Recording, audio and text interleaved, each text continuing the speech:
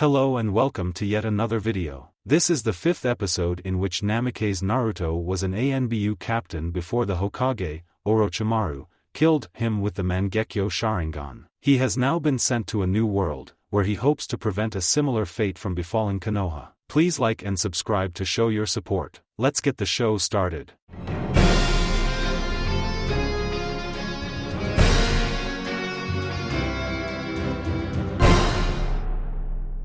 It was at sunset when the two mist ninja were laid to rest on the edge of a cliff.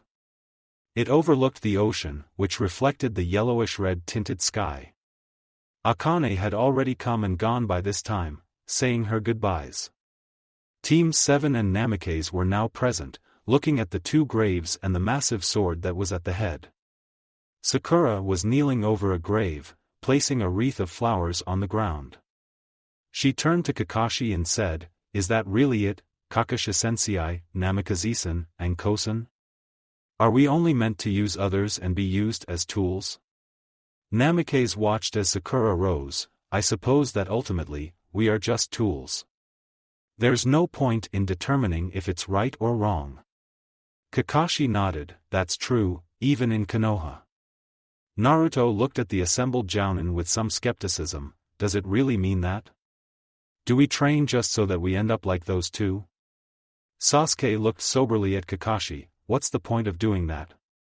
Anko answered with some small sadness, "That's a question we must deal with every day of our lives. It's a question without an answer." Naruto turned back to the grave, and started smiling. "All right." Everyone looked up at Naruto with some surprise. Namikaze looked thoughtfully at the boy. Naruto continued, "I've decided to follow my own nindo. I'm going straight down the path where I won't regret anything." The surprise was present on everyone's faces, even Namikaze's. Then, everyone began smiling. Kakashi looked pleased. Namikaze cocked his head almost expectantly as a short smile was plastered on his face. Anko gave a toothy grin. Half an hour later, both teams turned to leave, except Namikaze, who said, "Kakashi, I'd like to remain behind another couple minutes with my team. We'll be along in 10 or so minutes." Kakashi's eye widened in curiosity, but nodded. The genin team left the two behind. After Kakashi was out of sight, Jiro dropped from the tree several feet away and ran over to the two Tokubetsu jounin. Anko and Namikaze stood side by side. The blonde jounin's eyes narrowed. "Anko, put up a genjutsu around us and the sword." Anko formed two quick hand signs and muttered, "Done." Namikaze pulled out a scroll, placed it on the ground and began inscribing sealing text on it. After he finished, he formed several slow hand signs to make sure there was no mistake. He was not as skilled as Jiraiya or even Anko. In fact, the only seals he could do were weapon seals. After the signs were completed, several strands of bluish-white chakra slithered from the seal and slowly wound its way towards and around Zabuza's sword. Within a few minutes, the blade was completely encircled with the constantly squirming chakra strands. Then, the strands turned to blue mist and retreated to the scroll. A picture of the weapon appeared in the center. Namikaze rolled the scroll up and slid it into one of the scroll holders on his jounin vest. The jounin muttered, "One for one, Zabuza-san. You broke my blade, I'll use yours to remake it. I must apologize though. I failed. I had planned on killing Gato before the bridge, but we couldn't find him in time.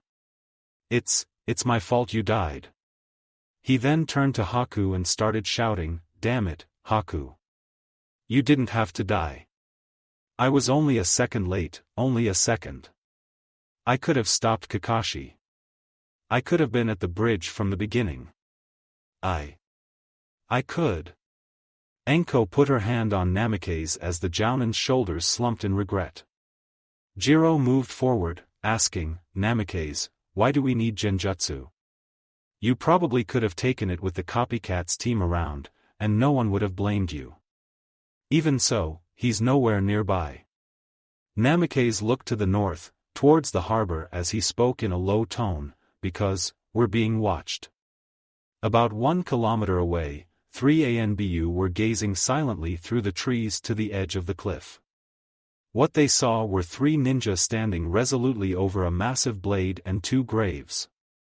Jiro looked frantically between clumps of trees and bushes behind them, trying to determine where the spies were hiding.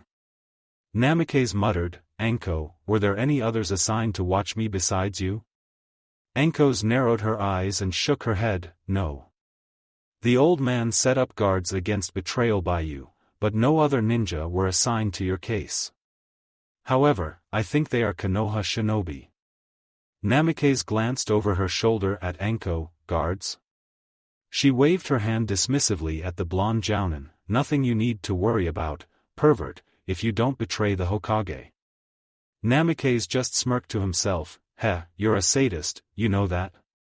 You offer me a small amount of info and then withhold all the important details. On another note, why do you think they are Konoha? Could be Iwa Nin after my head." "No, probably not, the reason being that you are currently alive. You were unconscious for 3 hours after your battle with Jigaku this morning. They've been following us for 4 days now, watching us closely." Namikaze continued to smirk, as expected of my former lieutenant for the Hokage guard. "Your tracking skills have not dulled, I assume? Where are they?" Anko blushed a bit at the praise, but also smiled. "About 1 kilometer back, hiding in several bushes." Jiro reached for his rods when Namikaze held up his arm. "No. We're not engaging them. We're done here, so let's catch up with Kakashi's team. I think some of the pieces are starting to fall into place here." It was a tearful departure as the 2 teams departed from the land of Wave. Inari ended up apologizing to Team 7 and Naruto in specific. Kakashi watched with a smile hidden under his mask. Tazuna grinned at the teams. "Thanks to you all, we managed to complete the bridge. We're certainly going to miss you." Anko licked her lips and said sweetly, "Ah, we'll miss you as well. It's not often that we get a chance to use civilians as live bait. We'll have to do it again soon." Tazuna shivered and muttered, "On second thought, please don't ever return, Anko-san." Tsunami laughed, "Be safe everyone." Kakashi said, "Thanks for all you've done." Naruto smirked at everyone, "We'll visit you all again someday. You can be sure of that." Inari nodded and forced back tears. Naruto saw this and began forcing back tears as well. From behind the villagers, a brown-haired woman with no arms walked forward towards Namikaze. She looked fairly annoyed. Namikaze looked at her curiously as he said, "Well, Akane-san, there's only one question I have. How did you get mixed up with Zabuza anyway?" Akane stopped and muttered, "My team and I were ambushed on a mission near the mist border by a couple of missing nin. I was the only one left standing when Zabuza appeared. After a long battle, Zabuza and I had managed to defeat them. I knew at that point that I owed Zabuza, so I vowed to repay the favor one day. I also participated in his failed coup d'état. The Raikage was furious and branded me a missing nin as well. It was luck that Zabuza and I both ended up in Gato's employ a couple years later. Gato didn't like Zabuza, but I managed to convince him to employ him.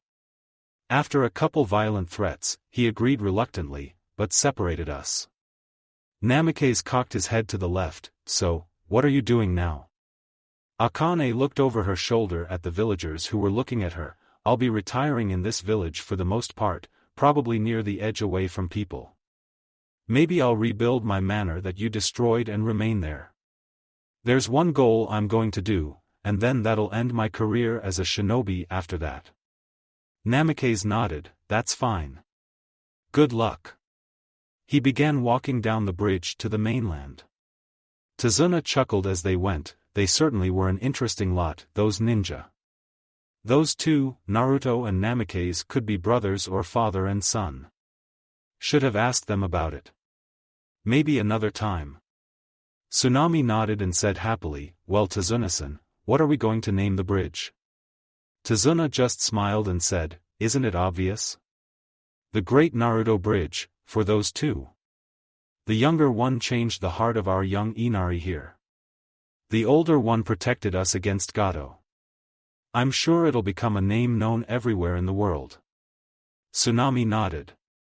Akane didn't let it show to the rest, but started smiling slightly. Naruto, huh? What an interesting set, those two are. May we meet again under more favorable circumstances. Anko sidled up next to Namikaze just as the teams made it across the bridge and whispered, "Are you sure it's wise to let her go? She won't cause any trouble for them. She has no arms, remember? Besides, she might finally be able to be at peace here. Surely you saw it, the pain of betrayal in her eyes. A village betraying its jounin is terrible. Now, however, she'll be able to start anew. In a way, Akane-san was like you." Anko's eye twitched as she muttered indignantly, "I am not like her. You don't understand me at all. I don't think anyone can understand a mind as twisted as yours." Namikaze began running on ahead, laughing the whole way.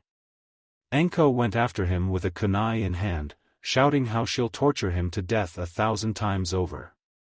Team 7 watched with mirth as their long walk to Konoha continued. Route headquarters, 3 days later, Danzo watched as a set of recruits were battling it out with taijutsu. Both were extremely skilled, and they moved as if they knew what their opponent would do next. The old man kept watching, but his mind turned to other things. His spy net had been put out to detect anyone who might prove to be trouble for his long-term plans. It was through this net that he discovered Namikaze's presence. The demon troubled Danzo to no end. He first discovered Namikaze's arrival shortly after the initial interrogation of his shadow clone. Sarutobi almost succeeded in keeping it under wraps. However, a root member hidden within the interrogation center had gotten a copy of the recording and forwarded it to Danzo. Each interrogation is recorded for review by other professionals who might be out of office at the time, such as Inoichi or Shikaku. He thanked the fact that Ibiki had been pulling an all-nighter, and his usual guard had dropped. Danzo was a patient man, waiting silently for his opportunity to take the position of Hokage.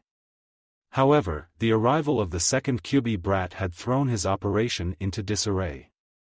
He was preparing to tie up some loose ends in wave, but an unknown element had changed the equation against him. He immediately met with Sarutobi, requesting his immediate execution and establishment of martial law until the jounin was dead. However, Sarutobi had proven his unreliability as Hokage by allowing the jounin free run for several days. Furthermore, Sarutobi had even eventually instated the man as a Tokubetsu jounin. Still, not all was lost. Through backdoor deals with the two advisors, the jounin's chakra had been largely sealed away. A Kyubi brat with half his chakra was better than his whole chakra. That made the equation return to an acceptable proportion. Unfortunately, he was wrong again. Namikaze's skills were on par with Kakashi's, even with 3/4 of his chakra sealed away. The two ninjas had finished their spar and were resting along the side when a hawk flew through the window. On its leg, there was a message addressed to Danzo. The old man removed the letter and sent the bird back to the mail room. The corner of his mouth shifted slightly as he set the paper on fire. Team 7 and Namikaze had returned from Wave, with an add-on. He walked along the walkway overhead the training area to the exit. Konoha main gates, several nearby chunin were standing around the two teams with weapons pointed at the snow chunin. Namikaze sighed as Jiro removed his weapons. Team 7 was removed from the area by a Tokubetsu jounin. Ibiki arrived minutes later and escorted Namikaze and Jiro to the Anbu prison. It was the blonde jounin who had vouched for the snow chunin, so he was the one to be held liable. Anko followed after Ibiki, listening to the head interrogator as he gave her an earful on allowing Namikaze to influence her actions. The envoy was watched closely by 5 chunin on the ground, the Tokubetsu jounin in the front, and 4 Anbu from the shadows. Ibiki said, "Can't come to Konoha without causing some riot or another now, can you?" Namikaze shrugged. Riots are fun, what can I say? Besides, I gave this man my word that he would be granted asylum here in Konoha until such a time as he locates his charge. You don't have the right to do that. Only the Hokage does. Well, we'll find out what's going on. Kakashi's team will be debriefed shortly. And he'll probably know nothing. Jiro didn't join our two teams until a day ago. Kakashi'll vouch for his behavior on the way back, and so can my partner and I. Ibiki smirked. You're on probationary status as a jounin. You can't be trusted. Anko's and Kakashi's testimony will be useful, no doubt. Danzo watched carefully as the two ninja were escorted to two different cell blocks. The Warhawk rested on his cane as he walked down the long Anbu hallway towards the Snow Chunin. He wanted to see this man. Namikaze, he had already seen. The Anbu guard on duty stiffened at the old man, and then let him through peacefully. Danzo looked over his shoulder down the darkened hallway towards the guard. No doubt he had heard of the bold Warhawk. All Anbu had. The current reputation made sure he was watched at most times of the day by various members. As he moved through the second set of seals, two ninja flanked him on either side. We are here to watch your meeting with the prisoner, orders from the Hokage. Danzo's left eye opened slightly at the speaker, conveying his annoyance that the Hokage had moved so fast. Sarutobi may have become too old for the seat, but he was still able to predict Danzo's movements. He relaxed and continued forward. After the two sets of seals, there were a number of rooms, or cells. Each one was secured with about 2 feet of concrete. He walked through the door into the room where the Snow Chunin was tied to chair. Jiro looked up and smirked. Well, what do you want to talk about now? That sadist interrogator Ibikizan, was it? Has already come and gone. Now, what does an old fart like yourself want? The Warhawk's eye opened again and glared at the smug man. Danzo began with an even tone. Tell me what you know about Naruto Uzumaki. Inside Jiro's eyes, there was nothing but confusion. Huh? That blonde kid under the copycat Kakashi? What's to know? He looks like the dumbest ninja who ever existed. Danzo couldn't say it outright, so he asked instead, all right then, how about your leader, Naruto Namikaze? Jiro chuckled. Namikaze, an interesting ninja. He'll show regret over an enemy's death, like it could have turned out differently.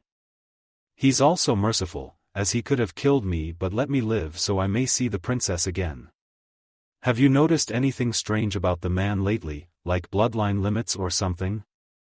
Jiro's eyes narrowed, and he answered cautiously, why do you want to know?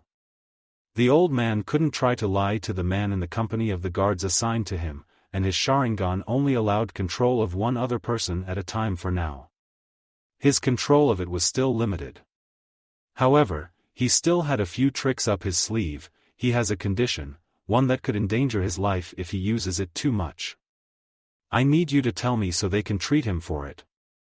Jiro's shoulders sagged a bit. Well, his chakra did act strangely during one part of the mission.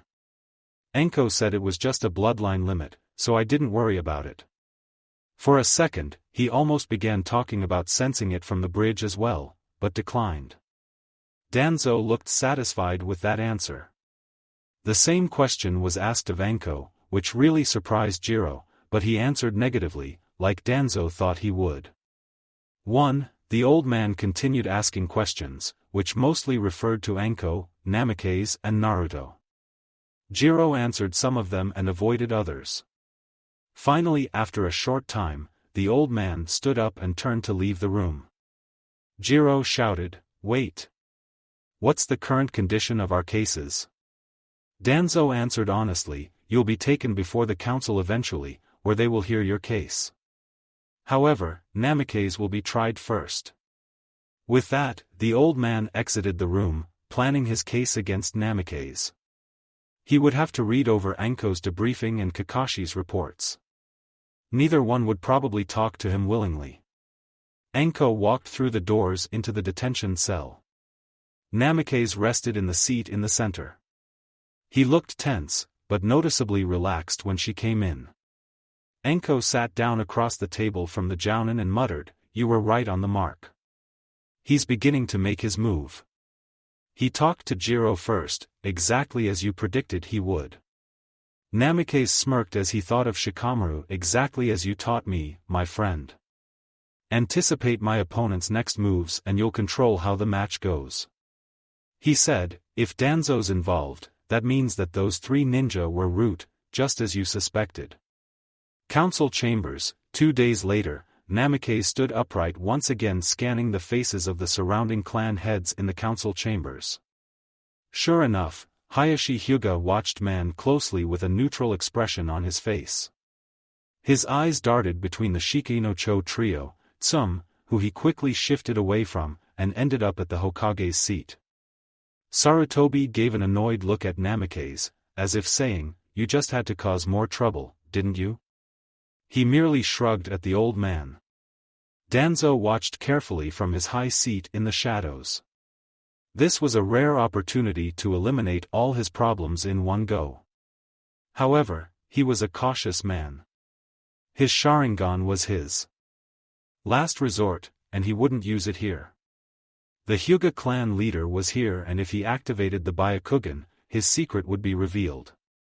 Instead, he had one of his best root operatives on the task. Namikaze would be hard-pressed to convince the council of his innocence. A black-haired ninja with brown eyes, dark gray hair and a black trench coat walked down the stairway to where the ninja stood chained to the ground. The jounin was looking calm, ready for whatever may happen in the trial. He looked at Namikaze with contempt. As he passed, the brunette ninja whispered, "I won't fail to convict you. I'll stake my reputation as the best in root on the line." Namikaze held firm. He muttered, "So, you're the lapdog that Danzo sent to get rid of us. I've never lost a fight to anybody. Remember that, as your reputation is burned away by the true will of fire."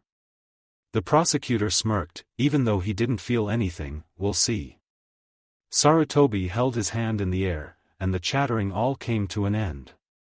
The lights dimmed, except around the ninja who stood on trial, the prosecutor, and the third Hokage. He said, "We will now begin the trial of Namikaze Naruto, Tokubetsu Jounin of Konoha. Are you ready, Tatsu?" The prosecutor nodded. "The prosecution is ready, Hokage-sama." Namikaze also nodded, "I'm ready as well." Sarutobi looked oddly at the blonde. "Naruto, are you going to be representing yourself?" He nodded, "I will." "All right, the prosecution may begin then. Members of the council, you are here to judge for yourselves if the man by my side is guilty or innocent. I will show you that Naruto Namikaze had proven himself a danger to the members of Konoha. In addition, his actions have proved to be treasonous against this very village. The only way to rectify this problem is to have him put to death." With that, Tatsu stepped away to allow the defendant to speak. "Members of the council, Hokage-sama and wise elders, I am but a common ninja. I was once an Anbu captain who protected the Hokage under the name Fox. As a ninja of Konoha, I've been ordered to do terrible things, things most people would have balked at. However, never have I swayed from my loyalty to my village, Konohagakure no Sato. If I had to die for this village, I would pay the price gladly in an instant. The record will show my innocence." With that, the prosecutor took the center again. He said, "I would first like to present these documents." He held the documents up for everyone to see and continued, "They are a report of an incident that took place just on the edge of the housing district into the marketing district. Over the village, a massive compression of chakra exploded over the area. The explosion cut a nearby cloud into shreds. A Hyuga Anbu on watch mentioned the chakra of the explosion matched the chakra of a one Namikaze Naruto. What were you doing that resulted in such a massive explosion?" Namikaze's eyes narrowed slightly. He didn't expect Danzo to bring this incident up. The old war hawk was cleverer than he thought. Tatsu handed over the papers to the Hokage's Anbu aide. He cleared his mind of the frustration and anger as he responded, "That morning, I was preparing some weapons for future use. One of my techniques is created by compressing a huge amount of wind chakra into a small pellet. Upon release, a massive amount of wind chakra would explode outward, cutting up anything within several square feet of the detonation point." Tatsu looked oddly at the Jounin, "But don't you think such a technique is dangerous, especially within the confines of the village? Shouldn't you perform the technique at one of the many training grounds in the local area?" Namikaze's finger twitched slightly in frustration. The man was leading him along, but the Jounin wouldn't follow. "Before the incident occurred, my partner, Anko Mitarashi, broke into my apartment as I was performing the technique using a paper bomb. Such an incident would definitely lead to the jutsu becoming unstable. However, I've performed the technique dozens of other times while in the village. And the incident rate is only once ever." Tatsu looked at him oddly, and then proceeded onward, "Very well. If that's what you say, then I want to present my second piece of evidence, a damage report and incident affidavit from a bar owner near the IWA border." The Jounin looked strangely at the prosecutor. "That incident was caused by Anko." Tatsu smirked. The damage report didn't go into great detail, only what was destroyed. However, the affidavit was obtained 24 hours ago from the owner. Apparently, he said that it was you, Namikaze, who destroyed the bar and terrorized the various citizens of the town. Tell me, why did you have it covered up? Namikaze looked down at the floor and said, "I was ashamed of myself. Orochimaru is probably my greatest foe, my second greatest nightmare, and my best teacher. To get drunk and imagine Orochimaru is in the bar would put me, or anyone, on edge. I reacted badly." The council murmured amongst itself in shocked tones. The prosecution didn't let up for a second, as a new report was extracted from his bag. "All right, I'd like to continue to show you just how unhinged this man really is. This is a report made by the head of the psych unit, made shortly after the Strong Fist mission. Namikaze was instructed by the Hokage to see the doctors about a possible condition. The reports show that some of his brain chemicals are dangerously unbalanced. You were ordered to report to a medic for tests, but never did. Actually, you were taken into the hospital after collapsing over a poker game, correct?" Namikaze nodded. The Jounin continued, "Why didn't you check in with the medics to see if you still were required to meet? I assumed that the doctors had completed their tests while I was unconscious." Danzo couldn't help but show a smile. Tatsu was doing an excellent job. He was always one of the more vocal members, so he received some training in gathering evidence. Eventually, he joined the ANBU, where he got all the training he needed. Namikaze's reputation continued to take a beating. Everyone could see Tatsu was telling nothing but the facts reported. There was no need for false evidence, as the young Jounin had dug his own grave. Even now, the council members were turning against Namikaze. Tatsu spread a smile across his face, mainly to irritate Namikaze. "It was time to administer the killing blow, Namikaze-san. Did or did you not use the Kyubi chakra during the wave mission?" Namikaze's head snapped up as an angry fire filled his eyes. Tatsu continued, "Don't worry. Everyone present knows of your interesting case. In fact, did you almost lose control of the Kyubi's chakra during the mission as you faced a Shinigami Jigaku, the Kyumo missing ninja?" Namikaze grunted angrily as Tatsu continued ranting, "Furthermore, this is the second time you nearly lost control of the Kyubi's chakra while operating as a Konoha ninja?" "No," the blonde Jounin whispered, anger growing. "But I have a report showing that you released the Kyubi's chakra to escape from Kakashi, Kurenai and Asuma, all present here at the meeting. I can call them as witnesses to verify this fact."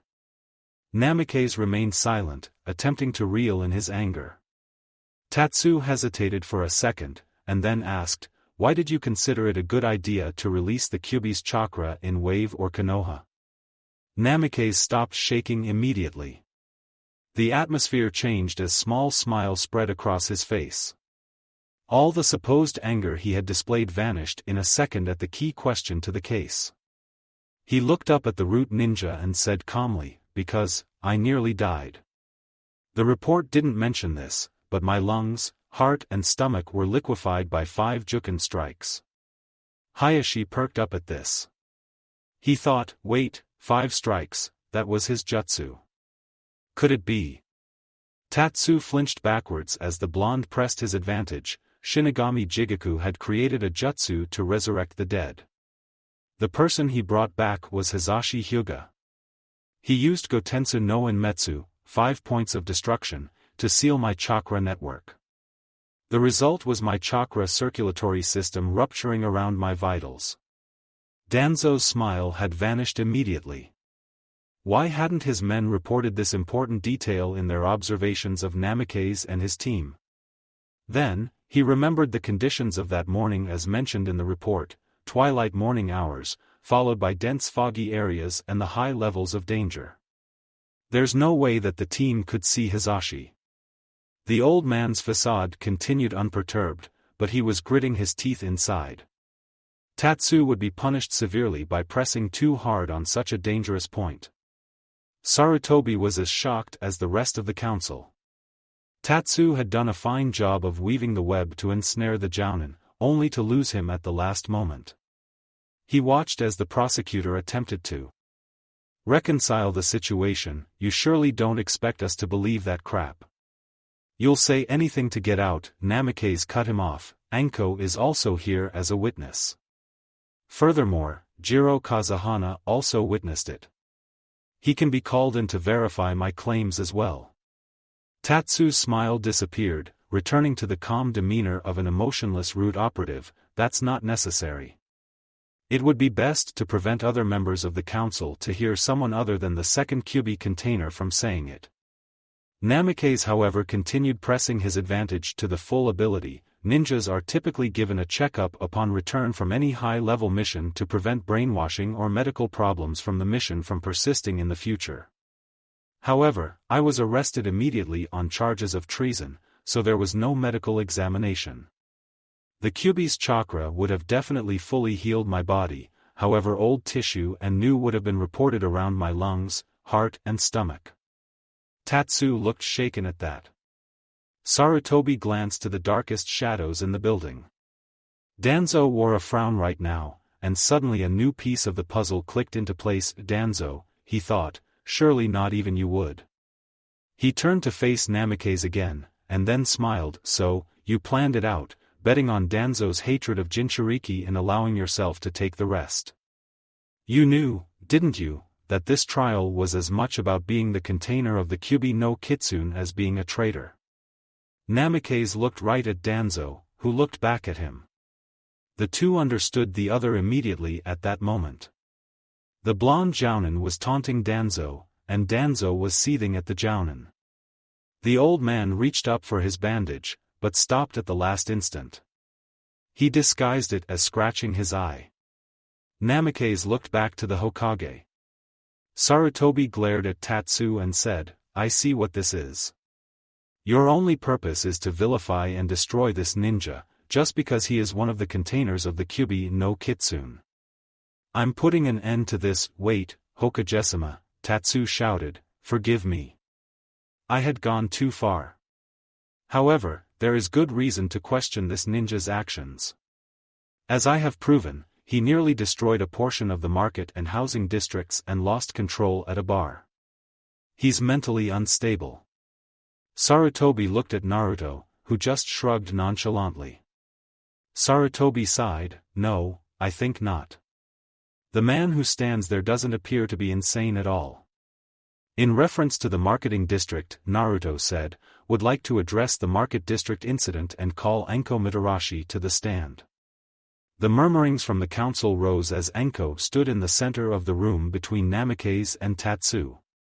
Several interrogators took position, watching carefully for any trace of lying.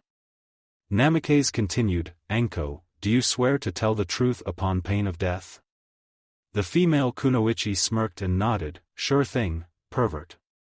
Namikaze blushed at that, causing the crowd to question why Anko called him a pervert. He coughed and declared, "Anko Mitarashi, you met me at my apartment on that day, correct?" Anko nodded. "The brat was supposed to meet me near my apartment on that day. I waited for an hour before giving up and going over to his house. I intended to drag him to the TNI headquarters. When I arrived, I did the most reasonable course of action, blowing down the door with an explosive note." Namikaze fell on his face. The rest of the council members' reactions were mixed, as some sweat dropped, others, those who knew her, chuckled at her antics, and even more sighed in exasperation.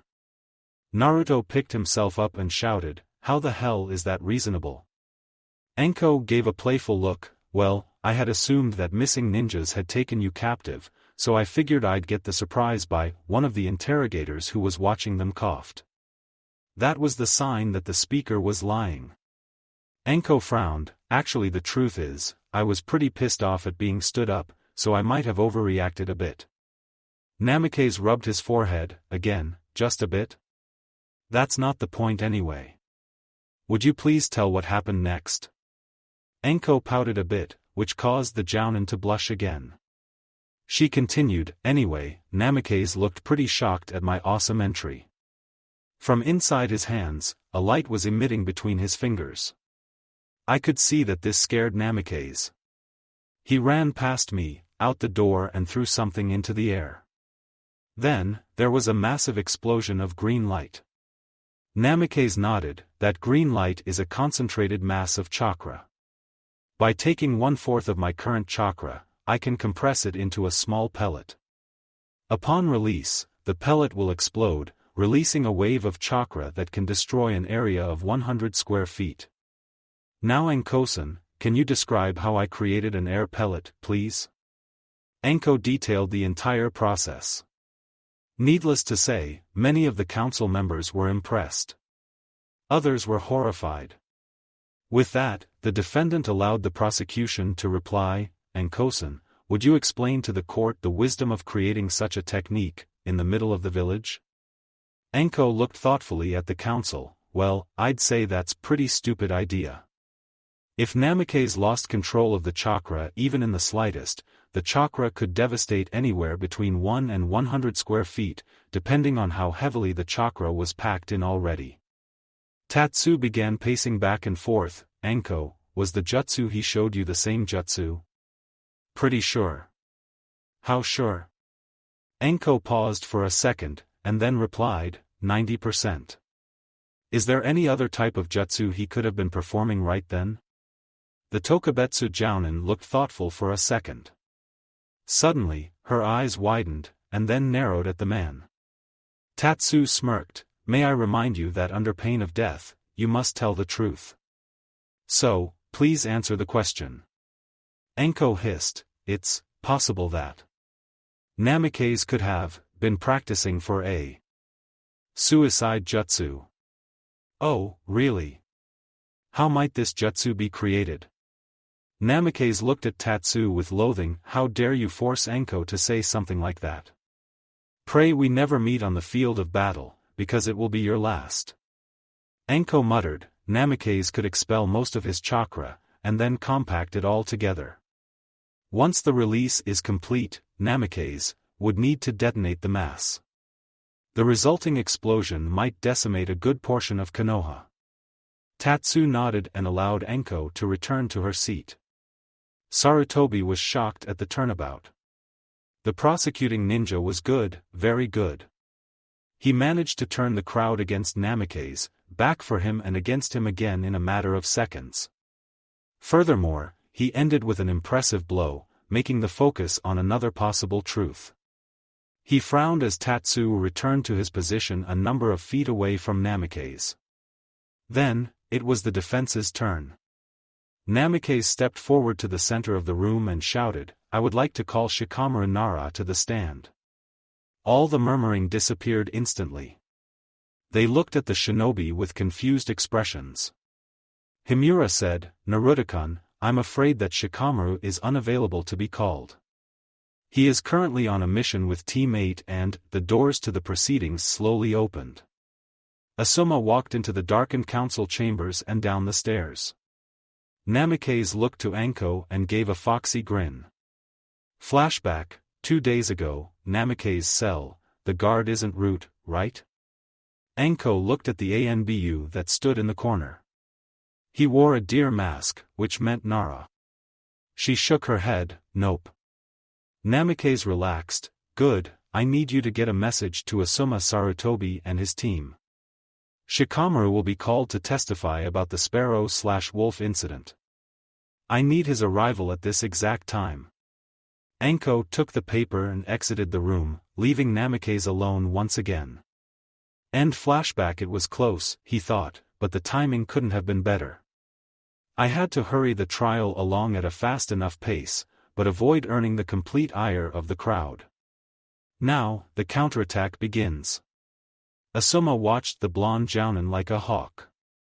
He didn't trust him in the slightest, unlike Sarutobi. Something was just off about him. What he sensed of Namikaze, he sensed off of Anko Mitarashi. Anko was dangerous, unstable, and Asuma believed Namikaze was as well. However, there was something odd about the prosecutor. There seemed to be no emotion radiating off him. Which usually meant one of two things: the prosecutor was a high-level ANBU, or a Root member. He bent over and whispered into Shikamaru's ear, Shikamaru, listen carefully. If something doesn't seem right about either Namikaze or the ANBU, give your fingers a snap. I'll be sure to protect you. He smiled and ruffled Shikamaru's black hair.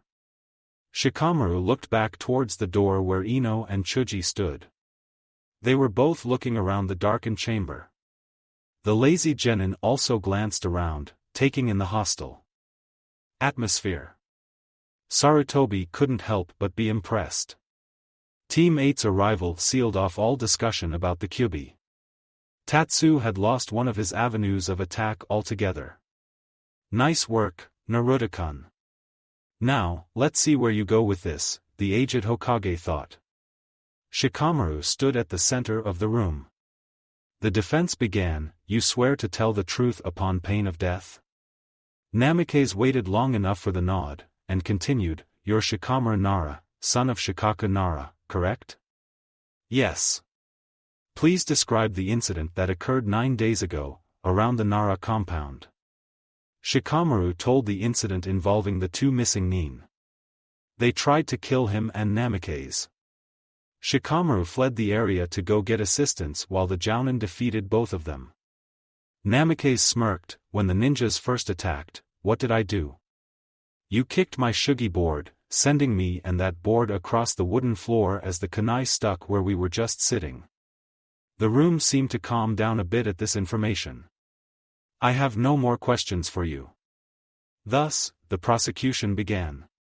Tatsu showed that the blonde jounin's actions could have merely been a ruse to gain the trust of Clan Nara. After Shikamaru left, Anko was called to show that her life was saved only due to Namikaze's help against the Kumo's strong fist incident. Kakashi followed. He provided testimony that his team was protected by Team Namikaze during the first battle with Zabuza. After that, the closing statements were made. Tatsu looked composed, even after the beating his case took. You see this man before you as a relative of one of the finest ninja Konoha has ever been graced to have. However, we must remember that is not what he is. He is a traitor to the country, preparing to stab you all in the back at the most opportune moment. We can tell this by his actions in the marketplace and bar near the IWA border. But you must not let this happen. Find this man guilty, and execute him as such. That is your duty, to both your families and to Konoha. Namikaze concluded the proceedings. The prosecution has brought up 2 points, the market district and the IWA border incident. However, those are not the actions of a traitor. They are the actions of a stupid man, me. I foolishly drank too much alcohol and allowed myself to get drunk. Other ninja have done the same thing, one being present here today. The market incident was nothing more than an accident at the wrong place. As I was practicing a jutsu, I lost control of it, but no one was hurt or died. I submit my personal actions to you, protecting Team 7 near Waves, Shikamaru during the attack at his home, and Anko near the IWA border. Those are not the actions of a traitor, but rather a ninja, loyal to one's friends and allies. He looked at every face in the room as he continued, a traitor is someone who betrays their ally or friend. The prosecution has no evidence, nor will he ever have evidence that I'm a traitor, because I am a ninja of Konoha. The Hokage stood and shouted, members of the council, you must now vote. I have decided to acquit Naruto Namikaze. You must have 2/3 majority to override. The council was given 5 minutes. It was the longest 5 minutes of his life. There were quite a few people present. Both jounin and clan heads made up the members. Then, everything went silent. Hayashi Hyuga was the first to stand, I vote for the acquittal of Naruto Namikaze. Tsum Inuzuka was the second, followed by the 3 members of the Shikinocho. After these 5, several members voted for execution. 10 members, one after the other. The 6th vote was surprising as Asuma voted against execution. Since he was a jounin, he had a vote. However, Sarutobi was next, with the 8th vote. The opposing council members once again kept voting against acquittal, reaching 19 votes quickly, with Danzo being the 19th, Kurenai became the 9th vote for acquittal. After that, there were no council members. Sarutobi said, Namikaze, the council has voted for your immediate execution. Do you have any final words? Namikaze smirked, yes. As the last surviving member of the Namikaze clan, I vote for my acquittal. Tatsu snickered, you can't. You're on trial, and obviously stripped of your council rights. Sarutobi said, you're right. He doesn't have the power to vote for his own acquittal. However, the law allows the Hokage to cast a proxy vote for or against acquittal in either case. Tatsu's composure remained, which was extremely eerie as he was about to lose the case. I object. Overruled. Naruto-san, you are hereby acquitted of the crime of treason and sedition. Furthermore, you are free to go. Absolute silence reigned in the council chambers. Against all calculations, the Yondame's legacy had managed to be acquitted. Danzo appeared ready to kill someone, but regardless he could do nothing right now to counter the Hokage's decision. He had to maintain composure, because Danzo was always watched closely by the ANBU. His piercing eye made contact with Tatsu. A second later, he turned and left the building. One way or another, the situation was going to be dealt with. As the door closed, loud angry voices followed him as the council members expressed their outrage. A set of shackles lay on the floor at Namikaze's feet. Sarutobi had personally removed the cuffs. As he did so, the Hokage spoke softly to the jounin, well, you're probably going to be hated just as much as your younger self. Heh, probably. I'd like to invoke the right of retainer with regards to Jiro. He'll work for me as a retainer and chunin for my team. That is your right. I certainly hope you know what you are doing. So do I. As the shackles hit the floor, the two noticed that the council members had left for the most part. A number of ANBU and the prosecutor were all that was left. Sarutobi walked ahead towards the exit, but Namikaze looked at the prosecutor. Tatsu shrugged, no hard feelings, right?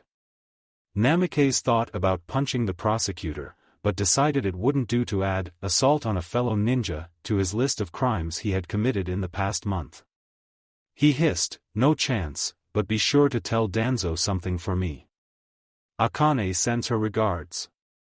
With that, he turned and began walking to the stairs. At that instant, he sensed danger and twisted to the side. A kunai cut his clothes as it missed his skin by a centimeter. Namikaze brought his hand down, ripped the kunai from the attacker's hand and threw it into the adjacent wall. He palmed the man in the chin, flipping him into a back flip. Next, his palm impacted the man's sternum. The chakra that he had gathered on his hand pulsed, shooting the attacker across the room and into the hardened wood. The jounin formed a circle around the attacker. At this point, Namikaze focused long enough to see it was Tatsu attacking him. The prosecutor panted as he reached inside a pocket and pulled it out. It was one of Namikaze's wind pellets. Namikaze's eyes widened as he formed a shadow clone instantly. Make it in time, please, he thought as his clone used Kaze Shuunpa to appear right in front of the prosecutor with hands already blurring into action. The prosecutor plopped the bomb into his mouth and bit down hard. Water encircled the root operative just as the bomb detonated. The water prison engulfed the blast, but it alone wasn't enough. The clone was vaporized and the light began engulfing the rest of the room. Namikaze closed as he prepared for death. There was the sound of wood and metal being torn apart, and then nothing. The jounin squinted, and then opened them fully. In forefront, a wooden wall had formed around the center of the room, shielding them all from the blast. One of the Anbu had his hands on the ground and sighed. Namikaze guessed that was Tenzo. It was nothing short of a miracle that no one was killed by Tatsu's actions. The council chamber roof was obliterated by the resulting blast of Namikaze's wind pellet. The surrounding sections of the village had suffered fallout damage from wooden remains of the attack. Just under 100 were hospitalized, 13 critically. Even though Tenzo's wall had deflected the attack, it was a very close shave. The wall consisted of 5 layers of 3 feet thick wood. The wind pellet had torn apart the first 4 layers and grinded down the 5th until only a foot of wood had stood between ninja and certain death. Namikaze was immediately cleared of involvement with so many Anbu witnesses around. The council didn't even try to convict him, as he obviously had the Hokage's favor. The next day outside the council chambers, 10 a.m., Namikaze was assisting in the cleanup when an Anbu landed to his side. Hokage-sama wishes to speak with you. Namikaze was intrigued, because the two of them could have discussed whatever it was together during the council meeting the other day. He nodded and departed. Immediately. As he dashed over the village, the sights of the village overwhelmed him. In his Konoha, there was an air of distrust, with everyone eyeing each other suspiciously because so many villagers had been spirited away, disappeared without a trace. There was also fear, because no one knew who would be next to die. However, there was no fear in this Konoha. The villagers went about their lives, ignorant from what dangers might be plotting to destroy them even now. However, they were happy. Children played tag and ninja in the streets below him. He got a glance of Team 10 racing through the village, no doubt chasing down the daimyo's wife's cat. It was wonderful living here. He could see down the street several blocks to where he had deposited Zabuza's blade. The blacksmith was nearly drooling as he took hold of the giant sword. He also seemed pretty disappointed that Namikaze wanted it melted down. The jounin had ordered 3 short blades, one with the Uchiha crest, one with the Uzumaki crest, and finally one with the Namikaze crest. His feet landed lightly on the next roof along his path and then bounded over the gap towards the next one. Then, a spike of pain shot through his head. His hands shot to his temples, instinctively attempting to relieve the painful pressure. With his concentration broken, the blonde jounin flipped head over heels, slamming into the roof on his back. His momentum continued, causing him to bounce across the roof. Namikaze, however, didn't notice his own accident as the pain intensified. His mouth opened to scream, but nothing came out. Mindscape scenes and images shot across his mind's eye. "Nah, are you, too?" Haku sputtered out as he coughed up blood. The boy lay at Namikaze's feet. He crawled closer and closer, reaching for Namikaze's leg. "Why did you let me die?" Namikaze pulled away and whispered, "No. No, I didn't. I tried, I really did try." Haku. Another image rose to replace it. "Naruto, it's good to see you won." This voice paused to release a choking cough. "Last time. Why were you late. Irika's body lay in front of a tree, with sand surrounding the Chunin's corpse. There was no way he was alive, as Irika's body had been crushed by some incredible pressure. The only way they could recognize Irika was a DNA test.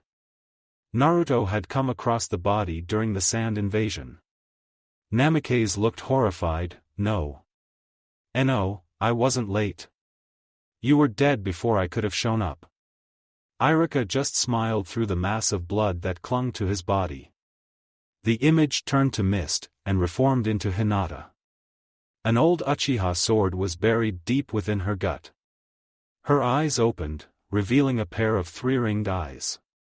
She whispered, Naruto, why did you? Namikaze clutched his head. No, this cannot be. She was already dead. She was. Images rose to replace them. Ino's heartless corpse after Kakuzu's battle, Chuji's flayed corpse during the Chunin exams, Asuma's decapitated head by Haiden's scythe, Sasuke's face on Orochimaru's body, Sakura's peaceful visage as her body was carried away by fellow Chunin. It was all too much for Namikaze. He kept muttering to himself, "It wasn't me," over and over again. All the images kept shooting through his mind over and over again until he screamed, "No more." They then burst apart into the mist surrounding Namikaze's mind. Konoha rooftop, 10:30 a.m., Namikaze's eyes opened wide once again. He was laying on the center of the building, surrounded by a pool of puke and blood. His head still throbbed as his eyes looked around. His head had a massive gash on it, accounting for the blood on the ground. He thought, what the hell was that? He knew they were images of his past, but some of the details were incorrect somehow. Namikaze never talked to Irika on the day he died. The scarred Chunin was found in a pool of his own blood. Sand particles only found in the land of wind were discovered mixed in with the blood. In his early days as genin, he had attacked and defeated Gaara moments before. On that day, he vowed revenge against the Sand Jinchuriki. The Jounin picked himself up slowly. He sat down on the edge of the building and began wiping himself off while the pain subsided. 5 minutes later, he was on the move again. Hokage Tower, 10:35, Sarutobi was standing on the rooftop of the Hokage Tower, awaiting the arrival of his newest Tokubetsu Jounin.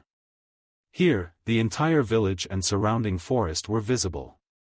The sky was full of clouds, casting a calming shadow over his domain. Within those clouds, there was a small hole, where the light shone through like a beam, striking the market district. It was a grand view. Leaves swirled in the air around the center of the building. Sarutobi turned to face them. Then, the leaves dispersed, leaving behind Naruto Namikaze. The old man laughed to himself, "You're late, Naruto. Did you get lost on the road of life?" Namikaze looked at the floor with a shadowed expression. "Please, Hokage-sama. Don't joke like that. I was held up by something. Please forgive my tardiness, as it won't happen again." Sarutobi nodded and turned back to face the village. The hole in the cloud had vanished, leaving nothing but shadows. He said gravely, "What do you see, Naruto-kun, when you look out over the village?" The Jounin joined the Hokage and gazed outward. He saw the magnificent trees that had come into full bloom only a week ago. There were many ninjas scurrying around the village, accomplishing simple drank missions, villagers moving around the streets performing their everyday activities, and children playing together in the grassy areas. A smile spread across Namikaze's face. "I see, hope. The people are so happy here, doing what they love, living without worry because they have such amazing ninja to protect them." The old man gave a smirk. "Yes. There is that. Our next generation will be something incredible, all right." However. He paused for a second, contemplating his next words. Namikaze looked to him, his smile gone and a serious expression replacing that one. The Hokage continued, "There are dangerous elements within the village even now that seek to undermine all we have worked so hard to build. Walk with me, Naruto-kun. The two walked down the stairs back into the building. The halls were busy with a number of chunin who were working on the bureaucratic side of the ninjas, filing away completed missions, team reports, ninja statistics, etc. However, they all parted way for the Hokage and Naruto. Namikaze looked at the old man. His face seemed troubled for some reason. Sarutobi arrived at his personal office and sat down at the desk. He closed his eyes for a second, almost as if he was listening for something. A kunai appeared in his hand and was sent flying across the room, striking the corner of the further wall. Another kunai struck a lantern and a third he slammed into the underside of his desk. Lightning chakra was channeled through the floor into the kunai and they all glowed for a second. Then, miniature explosions rippled off where the kunai were, leaving behind scorch marks. Namikaze looked minorly surprised as he asked, "Might I ask what you are doing, Sarutobi-sama?" The old man sighed, "The reason I asked you to come to meet me was for this. My office has been bugged for about 2 weeks. However, there was no need to dissolve those seals right away, allowing that war hawk to think he had the upper hand against me. The jutsu I just did was a lightning technique. It was designed for the purpose of destroying seals placed on non-living materials, such as concrete or wood." He turned to face the window. Outside, the weather had taken a turn for the worse. Thunder roared and lightning flashed outside, and with it rain began to fall. Sarutobi muttered with a wary tone, "I want you to be careful, because you have gained the attention of a dangerous foe." The jounin gulped and muttered, "Who am I facing this time?" "His name's Danzo. Well, let's just call him my political rival in all matters. I'm sure you know something of him. Your report mentioned Orochimaru's advisors during his time as Hokage." His expression turned dark. "Danzo. Yeah, I remember him a bit. Originally, he supported the Hokage, however they ended up on fairly bad terms. I was a chunin by the time he disappeared. Rumor was Orochimaru killed him as a traitor. However, his body was never found. A pipe was removed from one of the drawers by the Hokage.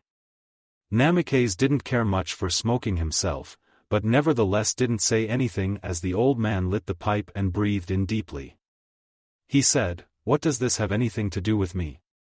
It has come to my attention that Danzo had a role in another incident, the one involving you and Shikamaru." Surprise played across the Kyubi container's face. "Really? Why do you believe that?" Sarutobi turned back to face Namikaze from the window. "The day prior to the attack you sustained at the hospital, there was a brief moment in which the detection genjutsu, which surrounds the village, collapsed. The two ninja must have slipped through during this window of opportunity. When ninjas seek to infiltrate a village from the outside, they usually create a hole in the technique through which a ninja has seconds to slip through. Then, they usually have an hour to accomplish whatever their mission is, because the wall guards are usually tracker specialists trained to locate such abnormalities." The old man took a moment, and continued, "Next, we'll jump to the trial, where a root ninja prosecutes you. Tatsu isn't under my direct command, but rather is one of Danzo's agents." It was midway through the trial that the two pieces came together. Danzo has a man deep within the DNR detect and response building. It so turns out that his man had caused an incident with another person inside. It spilled over into where the genjutsu was being formed. The result was about 10 seconds when a ninja could slip into the village undetected. The dark expression on Namikaze's face deepened as the implications made themselves apparent. He always knew Danzo hated him as a Jinchuriki, but this was a bit much, even for him. He said, "Say, do you know how Tatsu obtained one of my wind pellets?" Sarutobi's eyes turned towards the kunai that rested on the desk and commented, "I believe we have. Yesterday evening, the sample wind pellet was reported missing by the ANBU research team. The missing pellet and the one used by Tatsu are one and the same. You might also find this interesting as well. We examined the kunai used by Tatsu's attempted assassination. The blade had been soaked in some unknown substance. Our best analysts are working on determining the substance's effects. The initial finding is some sort of poison that interferes with one's chakra. Namikaze's eyes widened. Could it be? He removed the senbon tube from his side and lay it on the desk in front of the old man. Might this be the substance used on the blade? The old man had a small amount of skill in medical ninjutsu. He was the professor, the god of shinobi, after all. His hands formed the signs for a comparison medical ninjutsu. He placed the kunai next to the senbon. After a couple minutes, the Hokage nodded. They are one and the same. Namikaze's teeth were ground together. Damn it. Using my own weapons against me, that bastard. I assume you want me to keep tabs on Danzo, or to watch my back. He slowly nodded and replied, mostly be careful. That war hawk is planning something, though I know not what, and whatever it is, you have disrupted it somehow. The old man watched as Namikaze nodded. Then he smiled as he asked, where did you get this from, anyway? He lifted the vial. Chakra disruption drugs are hard to find. An old friend created the formula, Ino Yamanaka. She was a genius in the art of poisons, especially chakra-related ones. The only reason she died was that the ninja who had killed her had lived much longer than her. Ino caught him off guard with a well-placed poison senbon, but... Flashback. Ino smirked as Kakuzu grabbed at his chest. The poison had already spread through his body. His chakra was turning against itself, like a cancer, destroying everything it came in contact with. Damn, this girl is good. He collapsed on the ground. Ino sighed as she, too, fell. However, that was a mistake. A mask shot out through the back of the Akatsuki member's cloak, tearing it off. The mask cracked and broke apart. Kakuzu, however, felt new life as his next heart began beating. Ino looked terrified as the dead man rose again. No way. That should have finished you off. No one has ever escaped it. 3 other masks ejected themselves from his back and formed into black monsters. Kakuzu grunted, been a long time since anyone has ever made me lose a heart. You might have made a great bounty one day, but now we'll never know. Shikamaru and Asuma were, at the time, forced to concentrate on Haiden. Shikamaru shouted, Asuma, I'll hold of this one, go cover Ino. Shikamaru's shadow raced along the ground right at the Jashin worshipper. The man dodged easily, carefully watching the shadow. It was at this moment, another shadow appeared behind him and shot from the ground, piercing him in the shoulder. Suddenly, he transformed into a wooden log, leaving Shikamaru stunned and looking for his target. The Jounin turned to race away towards Ino, but he would prove to be too late. Izumo was taken out of the fight much earlier by a well-placed lightning jutsu. Black threads shot out of the ninja's hand and buried deep within Ino's heart. Asuma was within range as he brought the knife down to sever the threads. However, that moment was his undoing. Haiden's scythe shot through the air, cleanly decapitating the Jounin from above. End flashback. Ino had her heart ripped out. They had to depart shortly afterwards, leaving Shikamaru and Izumo alive, barely. The torment that passed over Namikaze's face tore at the Hokage's heart. Then, almost as quickly as it came, the ninja's expression changed to determination. However, I don't plan on letting that happen here. The ninja knelt before the Hokage and spoke solemnly, Hokage-sama, please grant me time to take 1 week with each of the 3 rookie teams before the next Chunin exam begins. Yakiniku cues, 11:30 a.m., the distinct aroma of barbecue filled the air as Team 10 made their way towards Yakiniku Q, the local Korean-style barbecue house. Asuma sighed as he removed his wallet, already seeing it shrink before he had even entered the restaurant. They were making their way to the grill in celebration of completing their first crank mission the other day, and the completion of the drank mission today. However, due to the trial, the celebration was postponed to today. Asuma. Pondered if he should take his team out for another drink afterwards to pay for the meal. They entered through the doorway and made their way to their usual spot. The kindly owner looked upon them and smiled. Asuma waved at her and took his seat with Chuji next to him, Shikamaru across from him and Ino to the corner. Chuji searched the menu for any new items, and then ordered 5 of everything. Asuma and Ino didn't get anything except some green tea. Shikamaru sighed. He preferred mackerel and kelp to barbecue, but he also enjoyed eating some of the meat as well. He would probably just munch off of some of Chuji's food. The meat was set out across the grill and the odor of burning meat and barbecue made Chuji's mouth water. Shikamaru muttered, "Asuma-sensei, I have been meaning to ask you, but do you know Naruto Namikaze?" The jounin pulled out a cigarette and lit it. Smoke drifted up into the smoke filter above their heads as he breathed out heavily. "Know him, you might say that. A little under a month ago, he appeared in the village gossip. Apparently, he was an Anbu captain who worked under the Hokage until that time. Caused a lot of trouble for some of the Anbu, so he was put on probation for 6 months and demoted to Tokubetsu Jounin." "Why do you ask?" Shikamaru muttered, "Because when I first met him, he spoke of you in a familiar way, like you had completed a mission together with him." Asuma sighed, and some smoke from his cigarette blew across the meat. "I'm unable to tell you more about that. The mission was classified as top secret. A lie by every account." Asuma never met Namikaze before he chased him through one of the training grounds 2 or 3 days after his arrival in Konoha. He didn't believe that Namikaze was to be trusted. Ino looked between the two of them. "Naruto Namikaze? Who's that?" Asuma crossed his arms and closed his eyes. "I don't really know him, but I know of him. Exactly what I just said, he was an Anbu captain that was demoted. Listen closely, guys." His team's eyes turned to Asuma. It wasn't often Asuma acted so serious. "If you ever end up anywhere near him, don't take any chances. He's a dangerous element here. Have you heard of Ibiki's assistant, Anko Mitarashi?"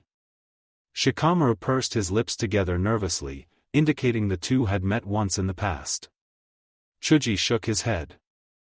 Ino put her finger to her temple and said, "I think I've heard of her. I hear she has problems, and that she's nothing but trouble.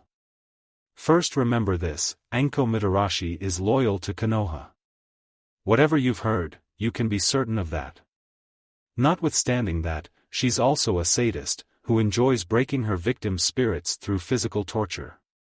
She exudes a predator-like atmosphere who seeks to swallow up all who become prey." The three shiver in fear at such a violent description.